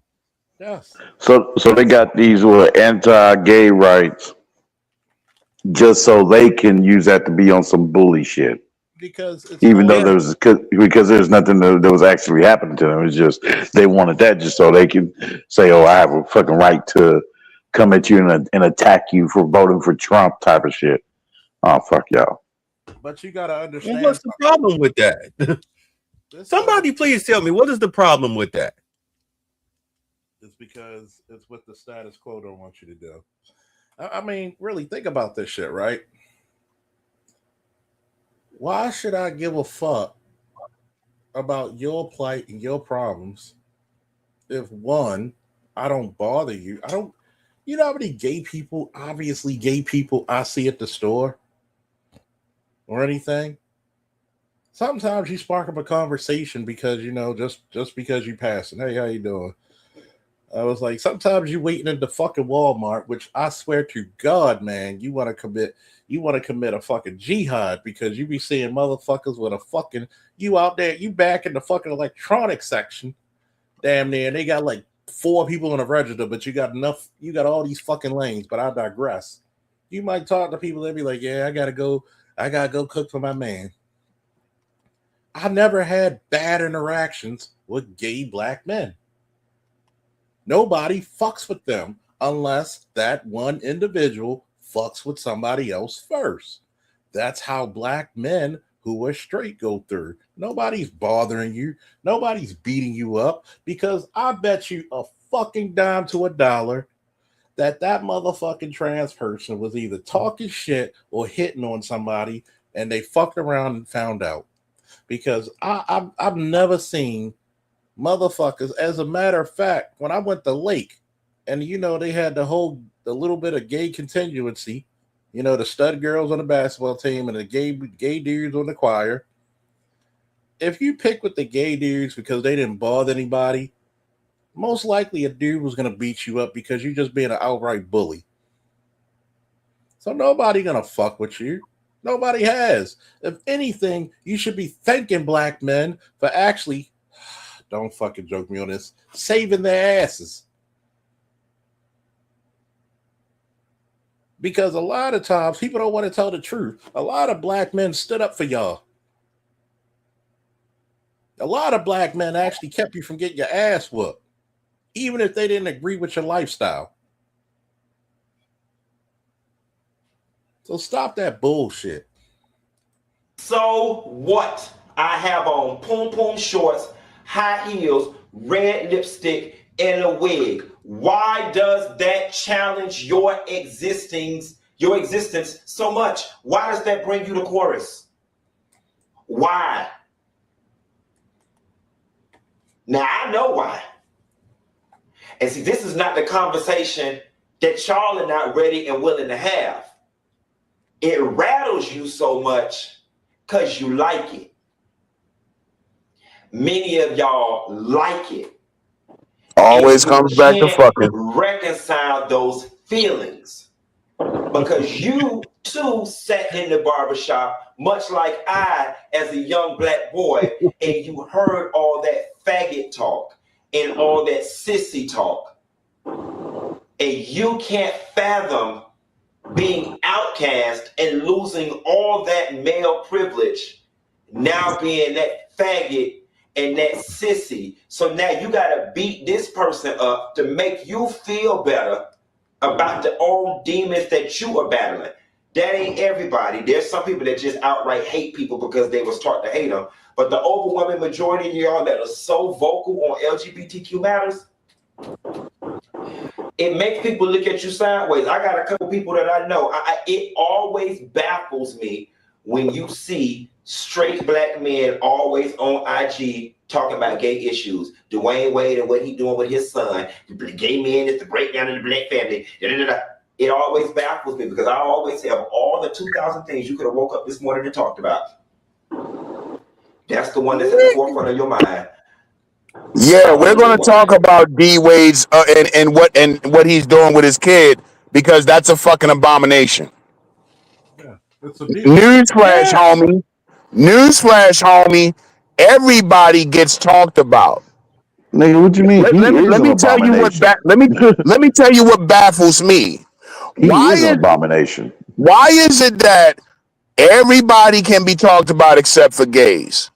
The fat nigga, the broke nigga, the dusty nigga, the ashy nigga, the little dick nigga, the nigga that is a janitor, or the chick with no ass, the fat chick, the guy with the big nose. They want the same protection as the Jews. The chick with no edges. Everybody else can be talked about and laughed at and picked on and ostracized except for you. When your manly ass puts on heels and lipstick and a wig and you walk in the gas station and you start hearing some Snickers, fuck you, nigga. That just comes with the fucking territory. Who the fuck do you think you are? You don't want nobody talking about D Wade's kid. Well, why? What made you wake up today and talk about D Wade's kid? Who the fuck told D Wade to put his kid out there on Front Street like that? Nobody told D Wade to want to be a fucking celebrity athlete. Nobody made you put your kid out there as a fucking drag queen. And now people are talking about him. That's how the fucking world works, nigga. Alexander the Great was fucking his nephew. Yeah. All of these hundreds of years later, we still talk shit about Alexander the Great. That's how it works. Hey, good point, man. Hey, we still talk. You are no exception, gay man. We talk I'm about. gonna let you go ahead. We talk about Jesus Christ and He died for your sins. Yeah. So yeah, it's ass backwards. Pun intended. Oh my god. I mean, like, so fucking what? You get laughed at. So what? Do you talk about the nerds in school who get laughed at because they're socially awkward and clumsy? or the fat kid or the kid that didn't have any gear. Nigga, if you make fun of them, nigga, they want to bring the whole police force on your ass. Nobody. See, here's the problem, and this is the problem. Why? Because this is an existential problem with the black community. Period. Right?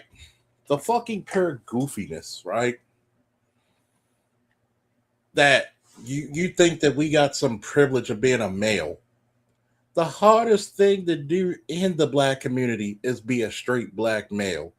Nobody's looking for your soft ass to protect them. You probably be hiding behind your girlfriends. What people don't want to really think about is that you can't have emotions as a black man. You can't see your children without any strife without a black man. You can't even be a perfect boyfriend, husband, or confidant as a black man. You can't even tell your own goddamn girlfriend or wife what wakes you up at night in the cold sweat. Why? Because you know goddamn deep down inside, if she find any bit of weakness in you, when y'all argue, she's going to use it against you like clockwork. You can't, but you motherfuckers cry. Yes, guess what? A fucking man with a full beard, 6'3", 230 pounds, looking like a goddamn superhero wearing high heels and a miniskirt. Yes, that is weird to a lot of men. It's not a toga party in sight. It's just weird. Stop normalizing sick shit to ordinary, God-fearing people, please. The same way you don't want people to pontificate their religious beliefs onto you, don't pontificate your ideological fallacies onto somebody else. Because you don't have to be gay. You know, I have to be black. You have to be black. There's nothing you could do in the universe to erase that, is it? That's universal law, right? Correct. I don't care how much you bleach your skin. What you produce, what your genetics say, says otherwise. You don't have to be gay. You choose that. Guess what? There's a reason why we said thank you for your service to veterans or service members. You had some volunteer army. You chose to do it. But guess what? You're doing a job that very few can do. Only 0.5% ever protects this country at any given time. But guess what? You chose to be in a very particular spot. That's on you, nigga. You want to be accepted? Take the hard lump of everybody else. Guess what? We had to go through 150 years after fucking slavery to get some goddamn rights. Get over it. The same way the fat guy has to get over it. Exactly. The same way the nerd does. The same way the guy whose parents are poor. The same way the guy who probably doesn't bathe regularly, which he can help. Maybe sometimes maybe the guy who fucking comes from a different part of the country who has an accent and people make fun of him. It's like the ugly chick. The ugly chick, the fat chick. Everybody has to get over it. Everybody get cracked on, B. So everybody got this one. People get cracked on every day, B. Yeah. You tough, right? So here's my thing. One beautiful thing about going to Lake Clifton, you learn some thick skin because niggas will crack on you about everything. You had to. They will crack on you with a. You had to. High school is a motherfucker. Yeah, they will crack on your ass to the molecule, to the subatomic level. Bro, kids are brutal. Y'all just made me remember my gay cousin. 15 years later, he talking about I bullied him when he was young because I took a French fry off his plate. He tried to hit me with a glass bottle, but 15 years later on Facebook, he telling his little gay compadres, yeah, this is the cousin that bullied me. I'm like, nigga, what? Even your gay friends. 15 years later, you think one French fry was me bullying you? Hold on, y'all. Everybody got to play a victim. Guess what? If you want somebody to respect you, take it on a stride, or you gotta fucking put them up. Put them bitches up. Put them bitches up. We don't give a fuck what you wear. We leave you alone and let you live your life. But what you won't do is tell black men how to live theirs. You have some audacity. Raise your children by the black woman who couldn't have any, or you were her last stop drop. Of course you don't have. You remind me of FD Signifier. You're socially awkward that you think you're the smartest nigga in the room. But you end up making yourself and exposing yourself and opening up your goddamn mouth to find out that you're a dumbass. First and foremost, I went to Lake Clifton, which everybody knows is a championship basketball school. I wrestled. So guess what? I knew that my sport was going to be odd to the majority of black people. How many times have I heard it? You got that tight thing on, and don't it make you? It's called a singlet, dude. Get it right. Well, you got that tight thing on, and if somebody slam me, I'm going to start fighting. If somebody's capable of manhandling you in wrestling, you're probably not going to beat them in a fight, because now they get to use their fists. I gotta go. Go. He All got right, ripped his catheter out, and he got blood all over his damn bed. I'll talk to y'all later. I said, and it's like this. I had to go to a school that predominantly played basketball. So, niggas only know 2 sports, maybe 2.5, basketball, football, and maybe track, because you niggas don't watch baseball anymore. So the problem is that, hey, how did I get respect for me and my sport? I won. I trained my ass off and started winning. I didn't ask for respect. I demanded it. Guess what? The one motherfucker, I'm going to go black pill. You know who was some tough motherfuckers? Them 70s and 80s gays.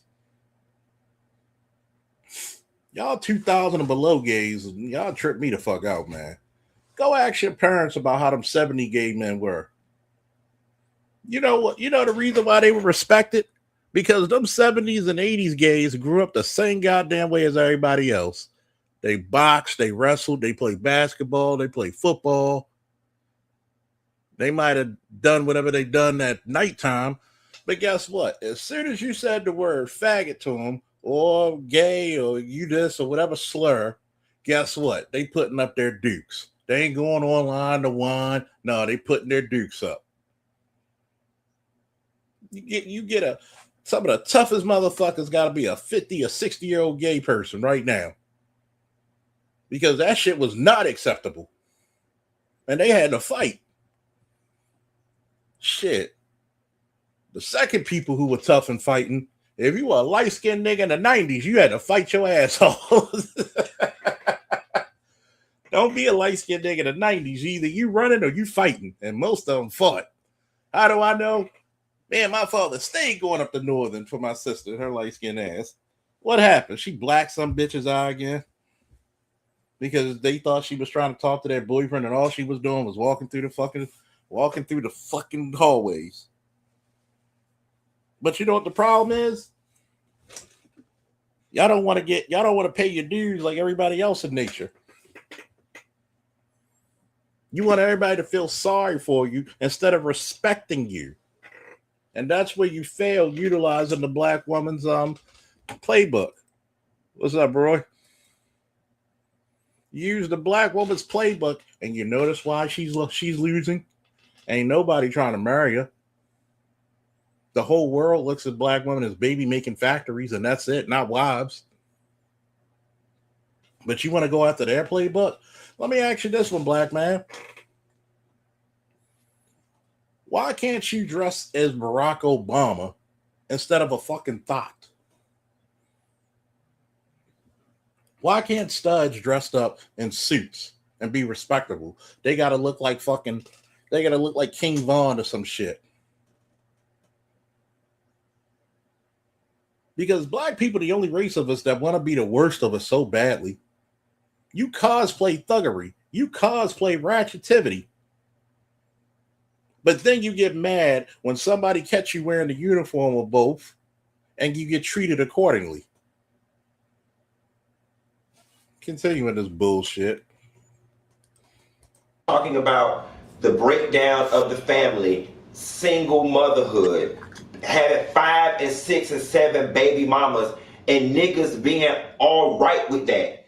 That is a conversation that we start talking about the breakdown of the family, single motherhood, having 5 and 6 and 7 baby mamas, and niggas being you lying sack of shit. First of all, majority of black men don't have kids. If a black woman has 2 or more kids by a 70 percentile rate, it's by 2 or more men.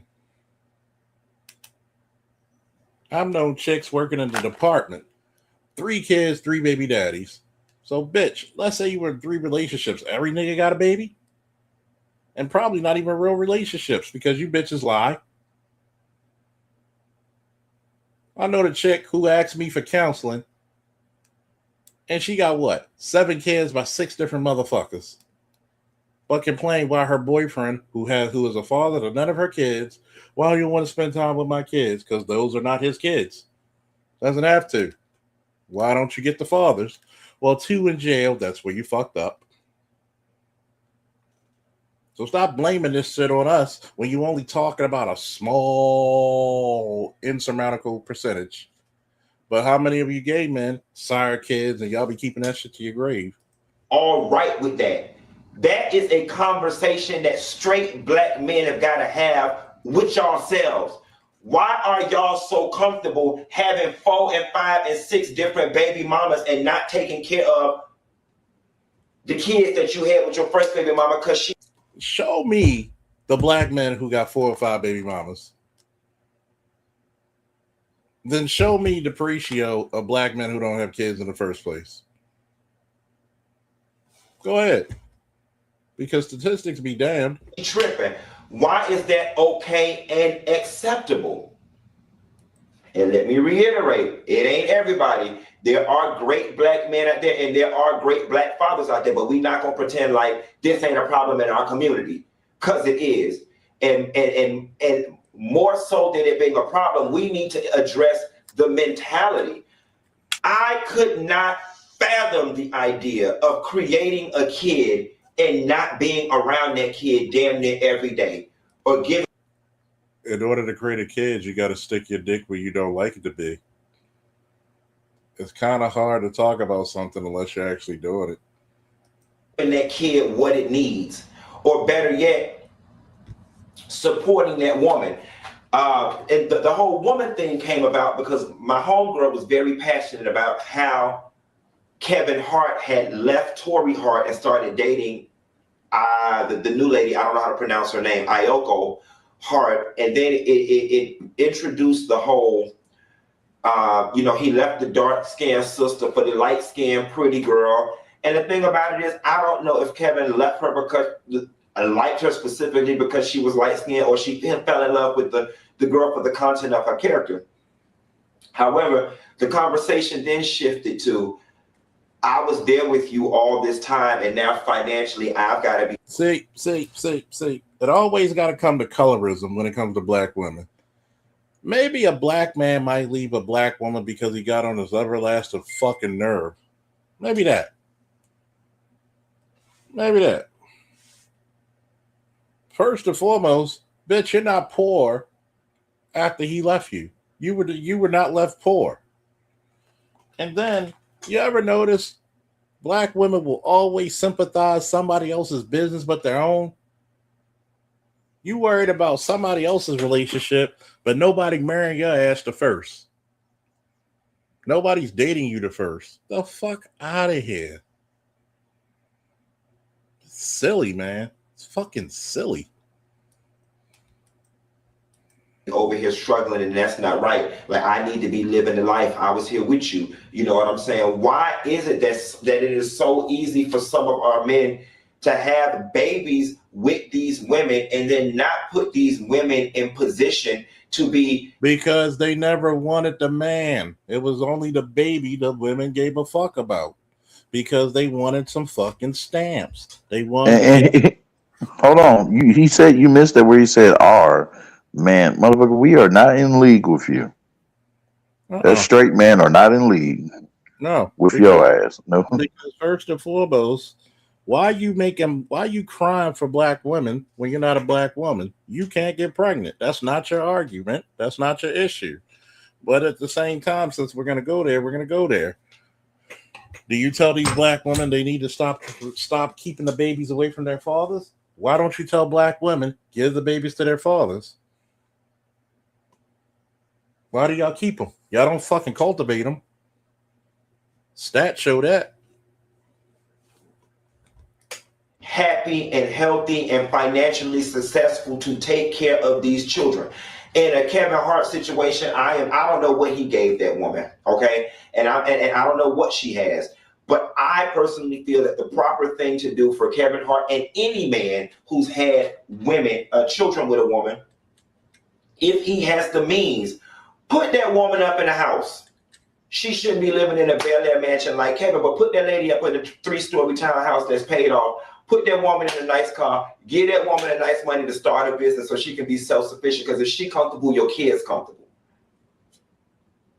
That's the thought process. Once again, why are you telling black men, straight black men, what to do, but we don't tell your gay ass what to do? You don't know what their inner working. That's what you feel. You think that Kevin Hart divorced her, and she left with nothing. Are you fucking serious? Fucking idiot. Fucking idiot. If whoever's a gay black man, if this your representative, you need to whoop his ass. Because I can't believe please don't tell me this is how all you motherfuckers think. And I'm gonna be in a feeling of disbelief. And I'm gonna give y'all grace. But y'all don't check each other either. Y'all don't check y'all ratchet shit. Y'all want to come at notice.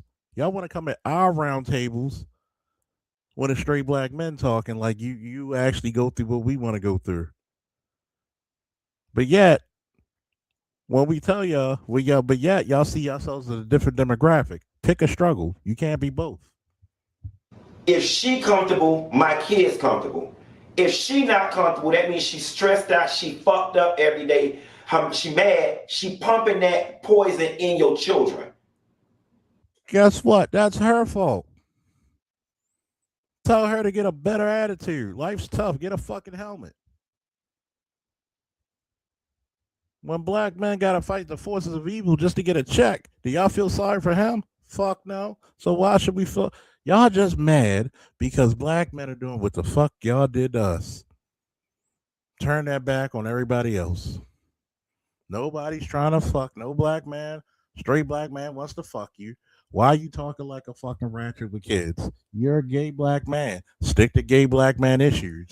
Why don't you talk to your men? Talk to your men about being ratchet hoes. Talk to your transgender brother or sister or whatever the fuck you call yourselves and tell them, stop trying to hit on straight men. Go to the men who accept you. No, you can't do that because you're fucking hard-headed twits. So because I love my kids so much, I'm going to make her comfortable so they can be comfortable. That's the thought process. Fuck all that. At least for me. But for so many people out there, it's so easy for them to just fuck her and in return you saying fuck your kids. Hey, Charles, Namer want to come up for this video to come across as me bashing black men, because we must take into account that the black man goes out in the world every day and faces a set of challenges that other men don't. I acknowledge that. I accept it. but it goes back to my starting point of me being gay and me being black and having to fight for both simultaneously. You do not. James Baldwin did it better than you. He did it with more class than you. You 65 motherfucker. No. I will not let you disrespect the memory and the legacy of a person like James Baldwin. He didn't have that fucking I'm black and I'm gay shit. He said I'm black. This is the reason why you are the biggest fucking to this community, just like the women. You are no different than the women. You want to say that you got it hard being a woman. Fuck you and fuck that. I don't give a shit. Y'all don't have to go through shit. Y'all don't go through nothing. They've been co-opted. Y'all don't go through nearly the shit that black men go through with the police. Y'all don't go through nearly what the black men go through with the court systems. Y'all don't go, how many fucking black women get lighter sentences than black men for the same crime? Go ahead. Fam, do you remember sorry. I thought you were talking to me. You're not a fucking double minority. Get that shit. You're not a black woman. You're not a white woman. You're a man. Get it through your skull. But yet, when you get mad at the black woman, you want to slap the shit out of her. Fucking idiot. Go ahead, Naima. Yeah. I'm sorry, but we're forgetting another brother who talks about, the stop hate stuff. You remember what his name was? I don't know what his actual name was, but you remember Darren Young in WWE? Darren Young, I met him. Very cool. Yeah. Fred Rosser from Jersey. Very cool. And positive. Very cool. He does not. That's his private life, like he told me. Yeah. Very kid friendly. If there was a gay person, a black gay man, you want to see represent black gaydom or LGBT, why don't y'all It's him. Derek Young? Darren Young. You also remember Orlando Jordan? Y'all don't He's LGBT plus. Yeah. Why don't y'all support Darren Young? Great. I personally met him, spoke to him for an hour. Great dude. When my kid and his friends were little, he was asking about their school. He was asking what they want to be when they grow up. He was positive. He's had to stop hate. He had that's a guy that I would actually commend to say, why don't you put for your legacy? Why don't you put Baldwin there, James Baldwin, for your now speaker? Why don't you put Darren Young? Because you know what? Darren Young does not walk around looking like a goddamn ratchet. He doesn't whine. You can actually have a conversation. He's intelligent. Yeah. Darren Young's point was, at the end of the day, I'm still a black man, regardless of what I am, whether my sexual preference or how I identify or what my political leanings are. At the end of the day, in the United States, I am one thing and one thing only, a black man. That is what I am. That's what they see when they look at me as a black man. And as a black man, I'm automatically seen as a threat, gay, straight, or otherwise. And the misconception they have about gay black men, gay and bisexual brothers, that is a lot of them are seen as less threatening than the heterosexual ones. They fear black men at the end of the day. There's another brother I can think of, and unfortunately, Charles, I know you're probably going to get bothered because I have to bring this brother up, but he's relevant to this question, this conversation. His name is Edgar Gaines.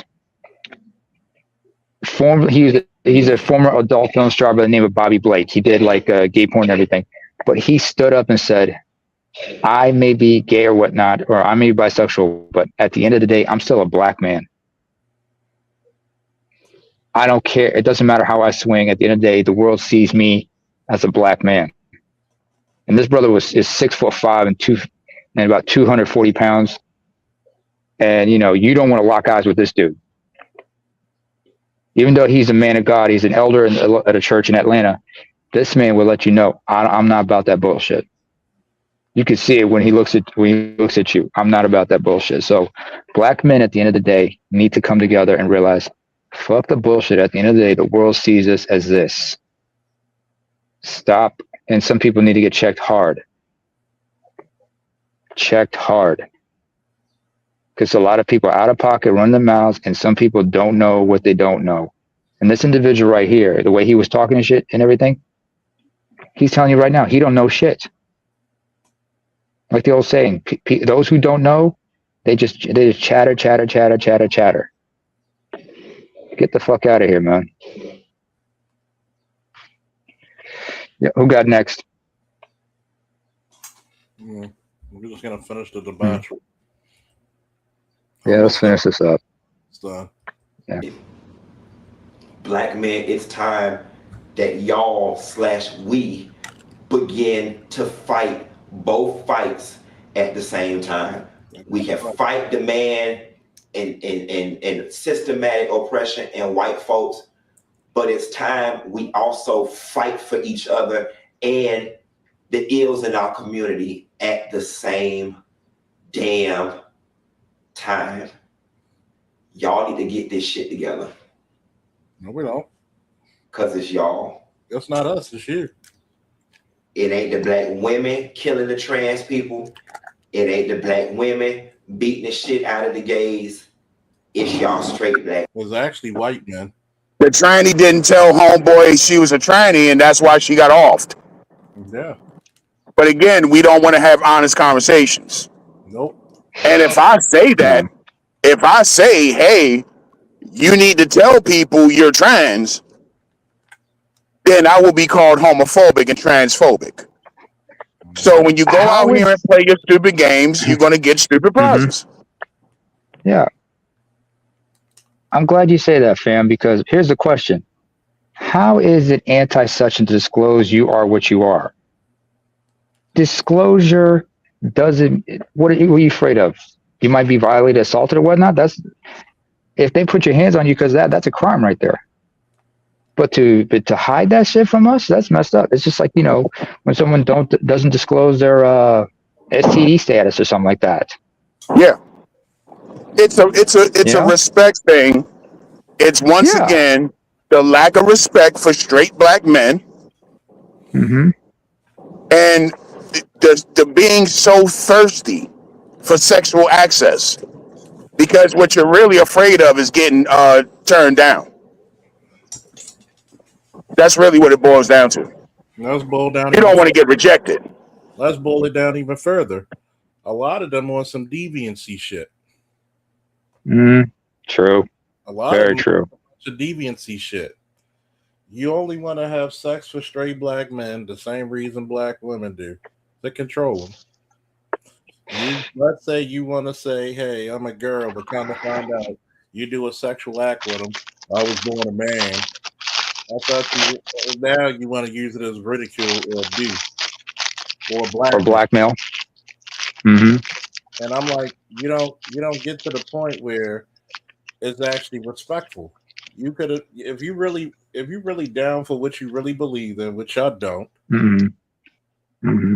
Because you really look at what you really tell the world is, I couldn't cut it as a man. I don't want the responsibilities of man, but I want the protection of women.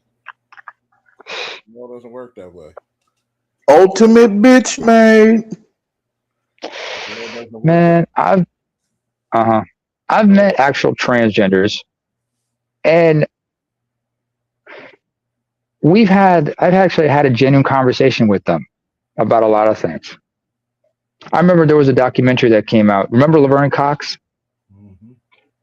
The actress, she had a documentary that came out, and the Wachowski siblings were featured in it as one of the interviewees. It was called Disclosure. They talk about the battles that trans folks in general have to do in the real world, and how their plight is sometimes co-opted by other groups. And they talked about how, like, for black men, the whole issue, of being put in a dress in Hollywood and whatnot, is interconnected with that. But I also tell them, listen, you have to disclose who you are to people. And yeah, you're going to get ridiculed. You're going to get harassed, and you have to defend yourselves. The white ones, they got it bad, but but black ones, they need to understand, look, at the end of the day, it's like what the late H. Rap Brown, or formerly known as H. Rap Brown, Sheikh Jamil Al-Amin Abdullah said, black people can never be afforded individuality. You're a black person. You are not, they do not see you as an individual. They see you as part of a group. The largest minority, the most well-pronounced minority in America. You are at the end of the day seen as one thing and one thing only. And trans women, black trans women, they have to understand that, at the end of the day, the world's going to see you as a man. And black men are seen as one thing only, a threat in this country.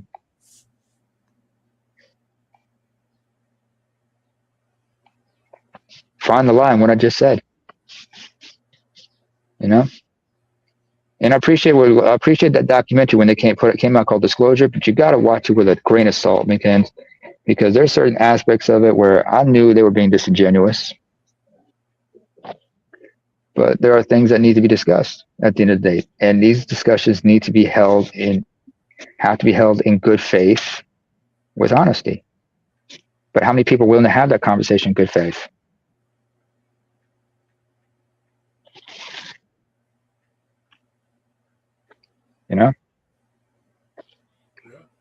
How many of y'all think, that can be held in good faith, honestly? Speaking of Laverne Cox, I was offended when they put her on Time magazine cover as Woman of the Year. I was insulted by that. The year before that, they had Caitlyn Jenner. Were you just as offended? Yeah. Okay, fair enough. But understand, his offenses was equal opportunity. Let the record be shown. ABM's offense was equal opportunity right there. Well, the thing is, I got a mother, I got a wife, I got a daughter, right? Fair enough. You're going to sit here and say Laverne Cox is the same thing as my daughter? I'm fucking offended. And this is what I keep trying to say to black women. Black women gotta stop letting these liberals call them strong, or these white feminists. Oh, you black women are so strong. You see what do you understand the correlation I'm trying to make? Yes, I do. Meg Thee Stallion, the whole fucking world is calling you a horse. A male horse on top of it. Fam, actually, the term came out in the South. It originates in the South. Where women were built like that. Then the South is fucking stupid. Well, then the South is stupid because you're a woman. You should not be compared to a goddamn animal.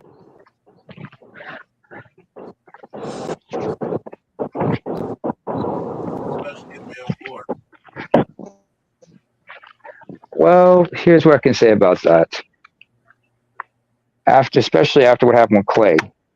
She went from medallion to a complete horse's ass.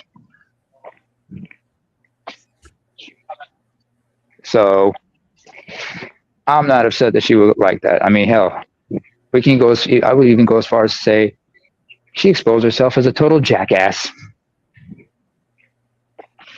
So hats off to you if you want to refer to yourself as a stallion. Hell. But then again, some people get a nickname like that, right? For young men, we can call them young stallions, right? Well, even I was just getting ready to touch on that. Even like in the sports realm, when you hear like okay, so you watching football, and the commentator make a comment like, "Oh, he's such a stud." That can be kind of cringy if you wanted it to be. You know what I mean? It can be cringy. I mean, I'll give you one. I remember in WWE, JR, he described a white guy named Prince Albert, who goes by the name of Matt Blue. You guys might remember him. He competed as Lord Tensai. Bald dude had all them piercings back in the early 2000s. He described that man as a horse because he was big as hell. Because his build height was 6'8". He was billed at being 350 pounds. The man was a former offensive lineman for the University of Pittsburgh. And we looked at him and said, "This Albert is a horse. He's big as a horse. He's built like that." Yeah. I can take it a little better when it's males in the athletic realm. So it's Yeah, like professional wrestling is when so when yeah. you call somebody a bull. You know, like I heard people say that about Marvin Hagler. Oh, he was a fucking bull. A You bull in know, the ring, yeah, because that's yeah. but when you're a Or like woman, how Snowman calls. you know what I mean? When you're a woman and you got these people calling you strong, because think about it. They don't do that with white women. It's never white women are strong. I'm a strong white woman. That's just cringy to me.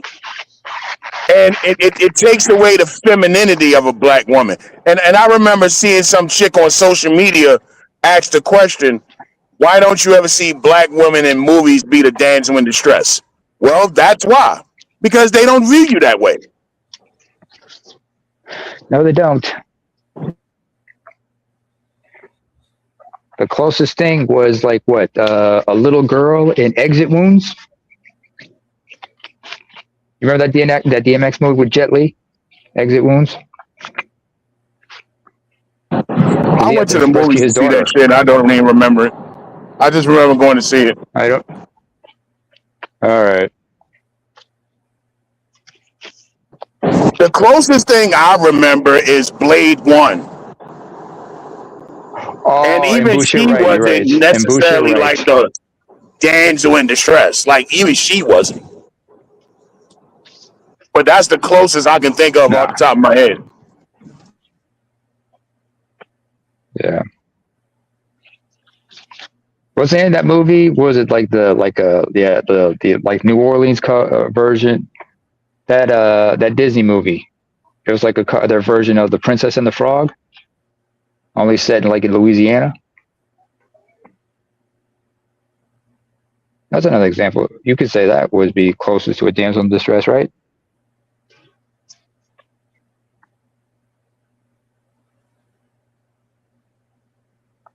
Anybody remember what I mean?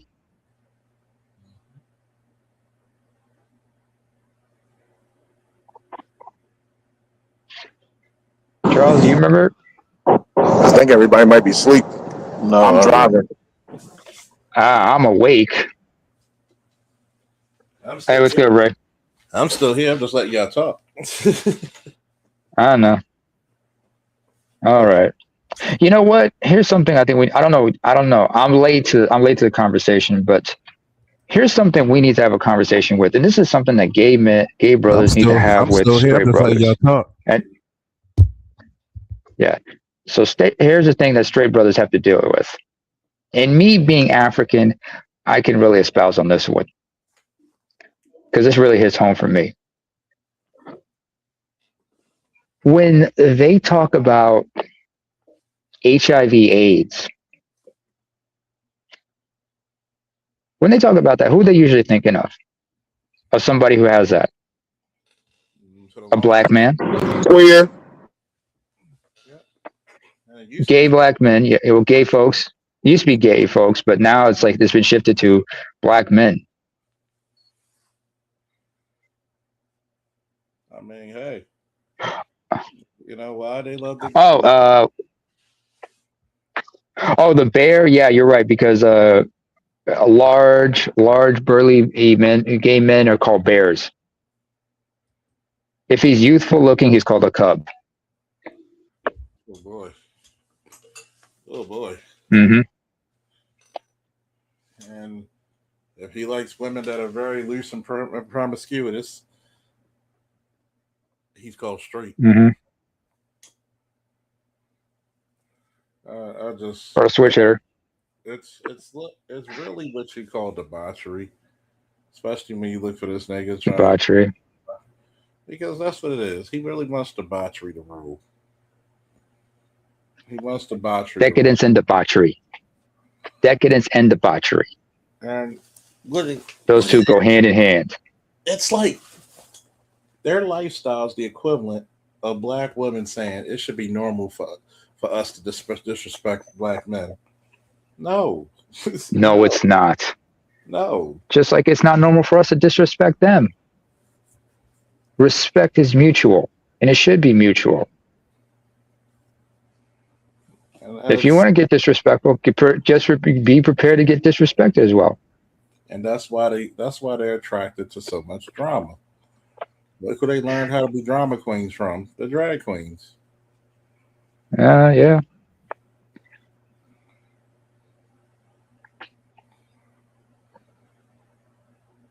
I've had a conversation with a friend of mine who is a lesbian,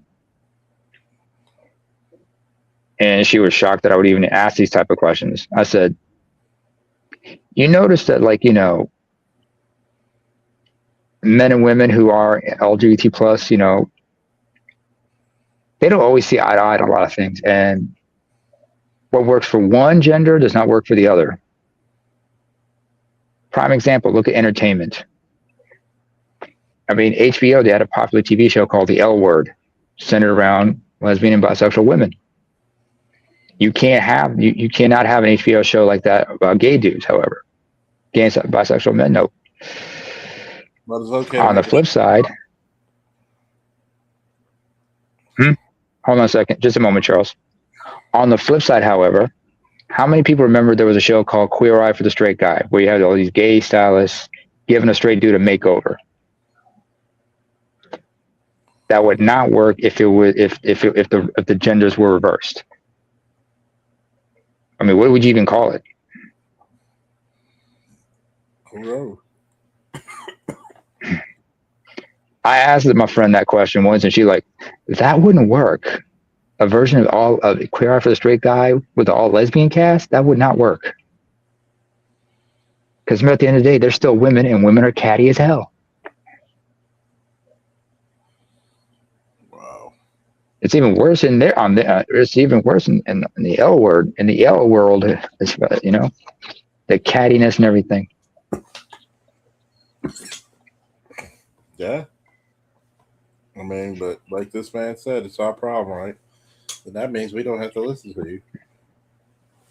You have no business in the realm of straight dudes, my dude.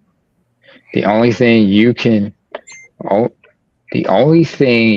do is basically stay out of it. Because here's the thing I can tell you. First of all, and this is something I've said before about women. When they say the male perspective, there is no such thing. There is, every man has his own perspective. And the only man's perspective that a woman should ever concern herself with is that of her significant other. But any other man, even then, she's going to have some idea. She's not going to understand it completely. Any man's perspective is different. Yeah, but they don't care. Just as much as we can understand, but that's the difference between us and them. We can acknowledge them as human beings. They cannot acknowledge us as human beings.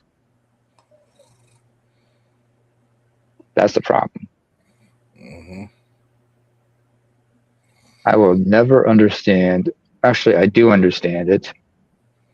And it does not surprise me that, you know, they only do things when it's in their best interest to do so. I'm not disappointed. You could say I'm a little jaded, but truth be told, it's like I am not surprised by it.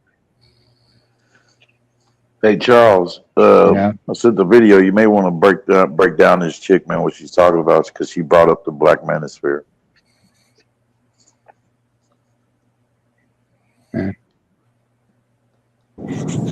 Ooh, sound like we got some material for tonight. I mean, yeah, it's only like I think it's like what, less than 14 minutes. So yeah. What we got? I put it in the private chat. Cool. I think you guys will like it. Y'all get a kick out of it. Oh boy. Oh boy. Ray, you know what? I know you're a devout Christian, and I'm a Christian myself, but when it comes to you, my dude, there's a verse in the Quran that comes to mind. It says, "Those who give joy and laughter to their companions deserve a place in paradise." Sure. So well, thank you, man. you, Appreciate my it. brother, we got to pray for you. Hey, if it applies, it applies. It makes sense, you know. So, and you know, we all here as a fellowship of brothers, and we all can respect each other, Oh yeah, I played this. and we all can make each other laugh, you know. Yeah, she brought up Okay, let's do it. black women's empowerment. Wait, have you seen this Some already or shit. not? Yeah. Oh, Charles, somebody else is in the back. Is back. Yeah, Bitter is in the back. He's waiting for us. He's waiting for permission to come in. Oh, Bitter Truth. Oh yeah, and I know he'll definitely like to break this one video down too. Bay. Oh, you know how he's gonna break it down. Oh, you know how he's gonna break it down. Oh man, because y'all should hear this chick. She's talking like she's analytical and and trying to be all surgical about the shit, what he typically would be. I'm like, man, come on, dude. Let me guess. Well, she's Let me full of guess. shit. Yeah, let me guess. She analyzes this shit the same way Gabrielle Union tried to analyze everybody in Deliver Us from Eva, right? Yeah, the motherfuckers on the panel just basically didn't really give her no pushback, or at least that because that was just a clip though from the whole thing. He put the rest of it on his damn membership, and I ain't doing that membership shit. So it's some clickbait type shit, huh? All right. I shouldn't be surprised.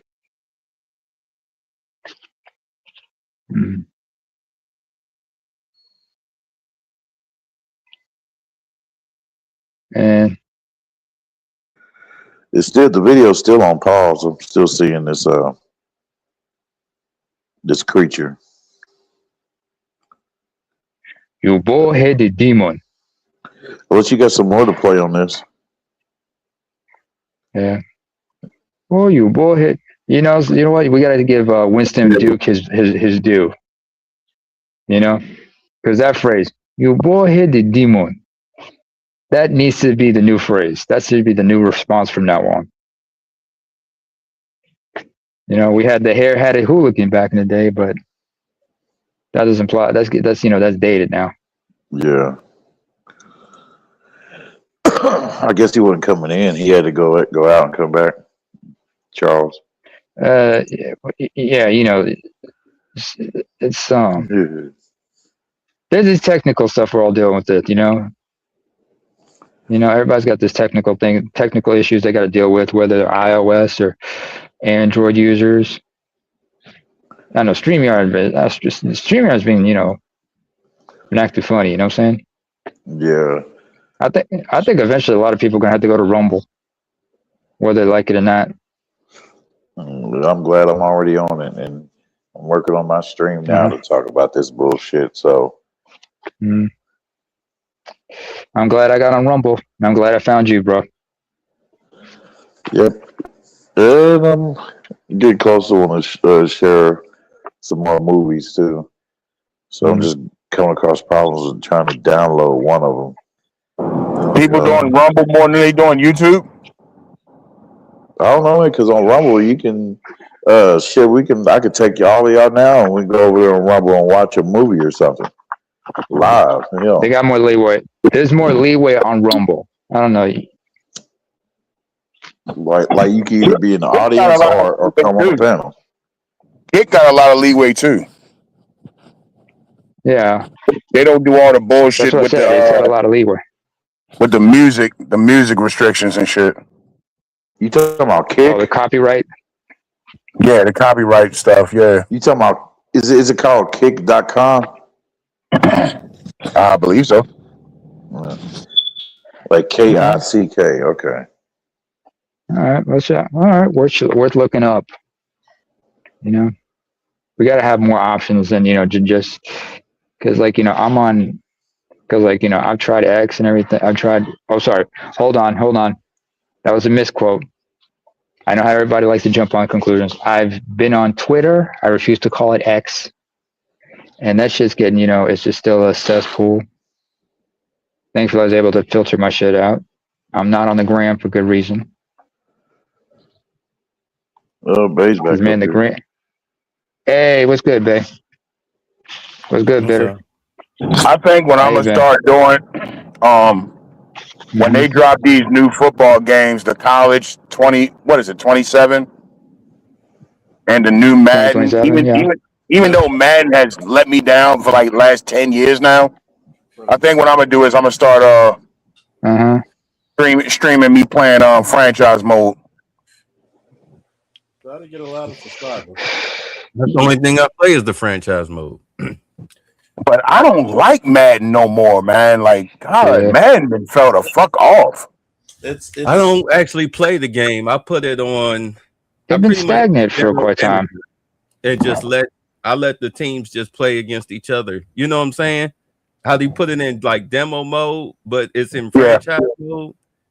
Now, when you put it on demo mode, can you do the angle where you see what do they call that angle?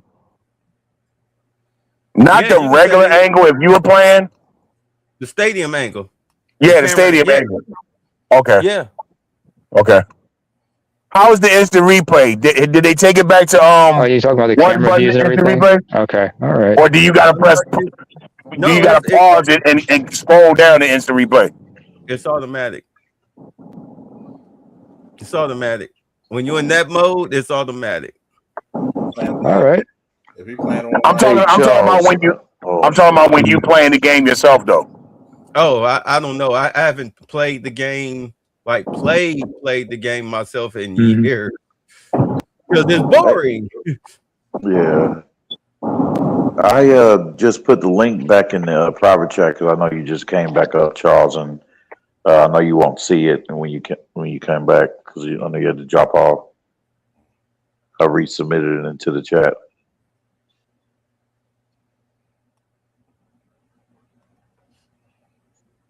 Shit. Yeah, I'm gonna look more into kicks. I think I'm gonna do that this What summer. are the King franchises, have fell off? What do you think? Dude, everything, because what they do now is they milk you, they nickel and dime you now for everything. So if you play Call of Duty, you have to buy this package, buy that package. If you want this skin, you have to buy this and buy that. Microtransactions. Yeah. You gotta buy this gun. You know what I'm saying? And they do it with everything. Play to win. Play to win. It's crazy because then that means if you don't buy those packages, then for Call of Duty, I mean, in my case, then that like, means that other person will have a greater advantage then. Yeah, they know what they're doing. It's crazy. And it's sucking the fun out of the playing experience. In my opinion. Motherfuckers should boycott the shit and go back to the old shit. Indeed. I mean, who else has got the same problem?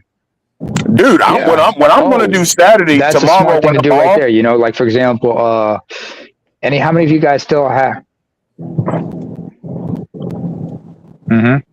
You broke up, Namer. What you say? I'm listening.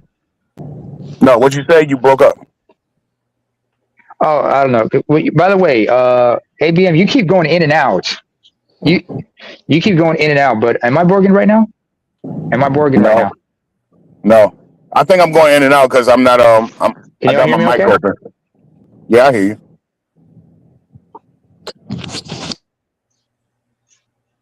Yeah. Okay, cool. Okay, yeah. My side, I think there's a delay as well. Yeah, that happens sometimes, because like satellites adjusting the signal because I'm across the Atlantic from y'all.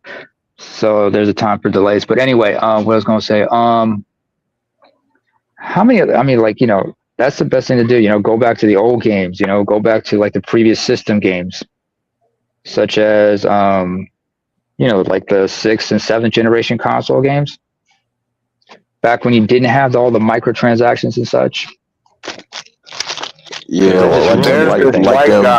like them Shadow of Colossus days. There's this white guy that Go ahead.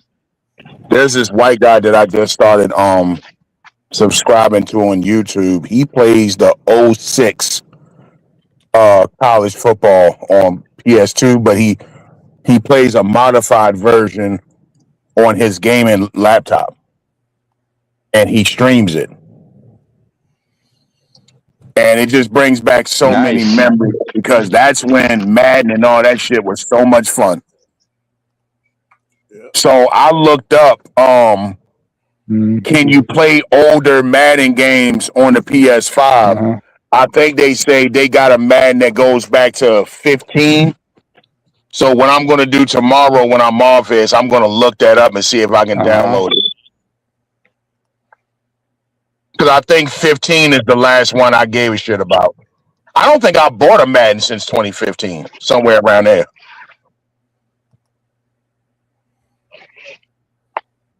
The only Maddens I have is Madden 12 on the PS3, and then I got Madden in 2005 and Madden 06. And those games, the main reason I got those games was because, like, you know, was because I had the NFL Street games. But, you know, I'm glad I got I'm glad I got, you know, Madden 2005. Why? Because one of my favorite running backs was you could play as, and I'm talking to like number 34 of the Dolphins, Ricky Williams. He wasn't available in the 06 version. Ricky Pot Smoke Williams. Ricky Mental Health Williams. Ricky, you know why? Ricky was a reason. No, I know. Ricky is not because of the weed. It's mostly because, you know, we spoke out about mental health and everything. Because that's the main reason I started come to terms with my own mental health issues. You know, because he had he developed clinical depression and social anxiety. That was his issues. Man, Ricky was a pothead, and that helped me. College. He was just a pothead. Yeah, he was. I know people want to put it on mental health. Yeah, it was mental health. All right, he was a pothead. I think Ricky was just a free spirit, man. You can't put him in that box where it starts to feel like there a was job. more than that. He had to walk away. Because I mean, like, he doesn't regret not having a Super Bowl ring. He's done that with everything. Like, you know, Ricky got kids all over the place. Like, you can't, he can't stay in one place. He got to be free. I remember when he tried to retire and they said, nigga, you better bring your ass back. Ricky was done because he didn't want to keep failing drug tests and shit. He wanted to smoke weed. He wasn't trying to hear that shit. Want to smoke weed? Yeah, he tried to retire. He's a big proponent of this on marijuana. That's the first time I've ever seen somebody try to retire and they say, no, you ain't retiring shit. Your black ass back out there and play ball. Yeah, or get the money back. He want to get that money back. Well, fucker say you ain't retiring shit. The fuck out there and play. I think they should let all athletes smoke weed. In the off season, yeah. In the off season, or let them have like CBD oil because it has no THC, help them with the recovery and shit. Too much this desire wanting to control motherfuckers, man. That's what I'm saying. I never really understood drug testing in sports. Now, if you want to test for PEDs, that's a different story. Steroids? But Steroids. Yeah, steroids only. But like, what the fuck? Who cares? Performance enhancers. Who cares if your power forward smokes weed? Hey. Who gives a fuck? Yeah, and everybody That doesn't fuck you up like that. I mean, if you want to talk about something that really fucks you up, who remember? Yeah. I didn't come hard on that Sha'Carri Richardson bitch before she did all that crazy shit with her boyfriend when she got dropped or whatever for smoking or for weed being in her system. Like I said, shit. Hell, and there was other motherfuckers too. Off the they got weed. In trouble. No. See, that's a tad bit different because she was in college. Yeah. Oh, okay. You know what I'm saying? That was a tad bit different. But once you leave college and you out here on the pro circuit, I mean, again, whose fucking business is it? Some track broad smokes weed. Like, why do I give a fuck? I just don't understand. Or coke for that matter. So what? Who gives a fuck? Yeah, I sure didn't. Lawrence Taylor made the fucking Hall of Fame cracked up every goddamn Sunday. The fuck? You're You so remember, bad. wait. You're a horrible person because you smoke weed. Y'all remember Dexter Manley? I remember Dexter Manley, yeah. I can't read or write.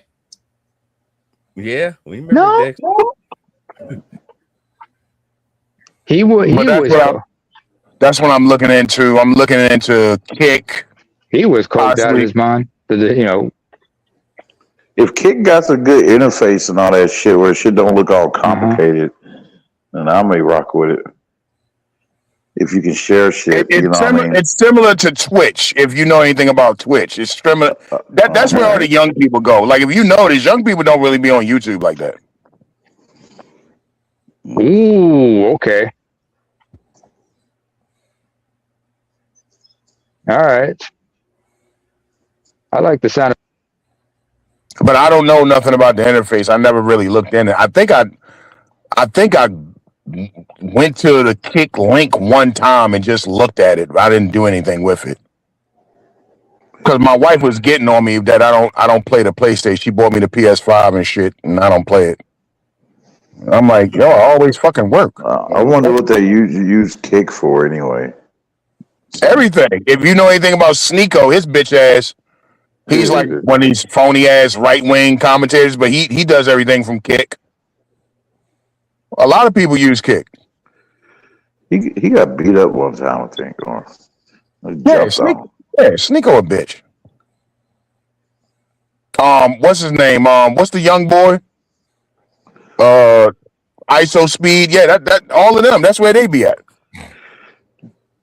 Damn. So Kick does have a decent capacity, basically kind of like close to YouTube of how many people are on there, basically. It's tons of people on Kick. Any last words before we shut down? No, man, good show, man. I'm about to go in here and eat me some breakfast, take the kids to school. Yeah, right on for letting me up, bro. Appreciate it. How dare you eat breakfast?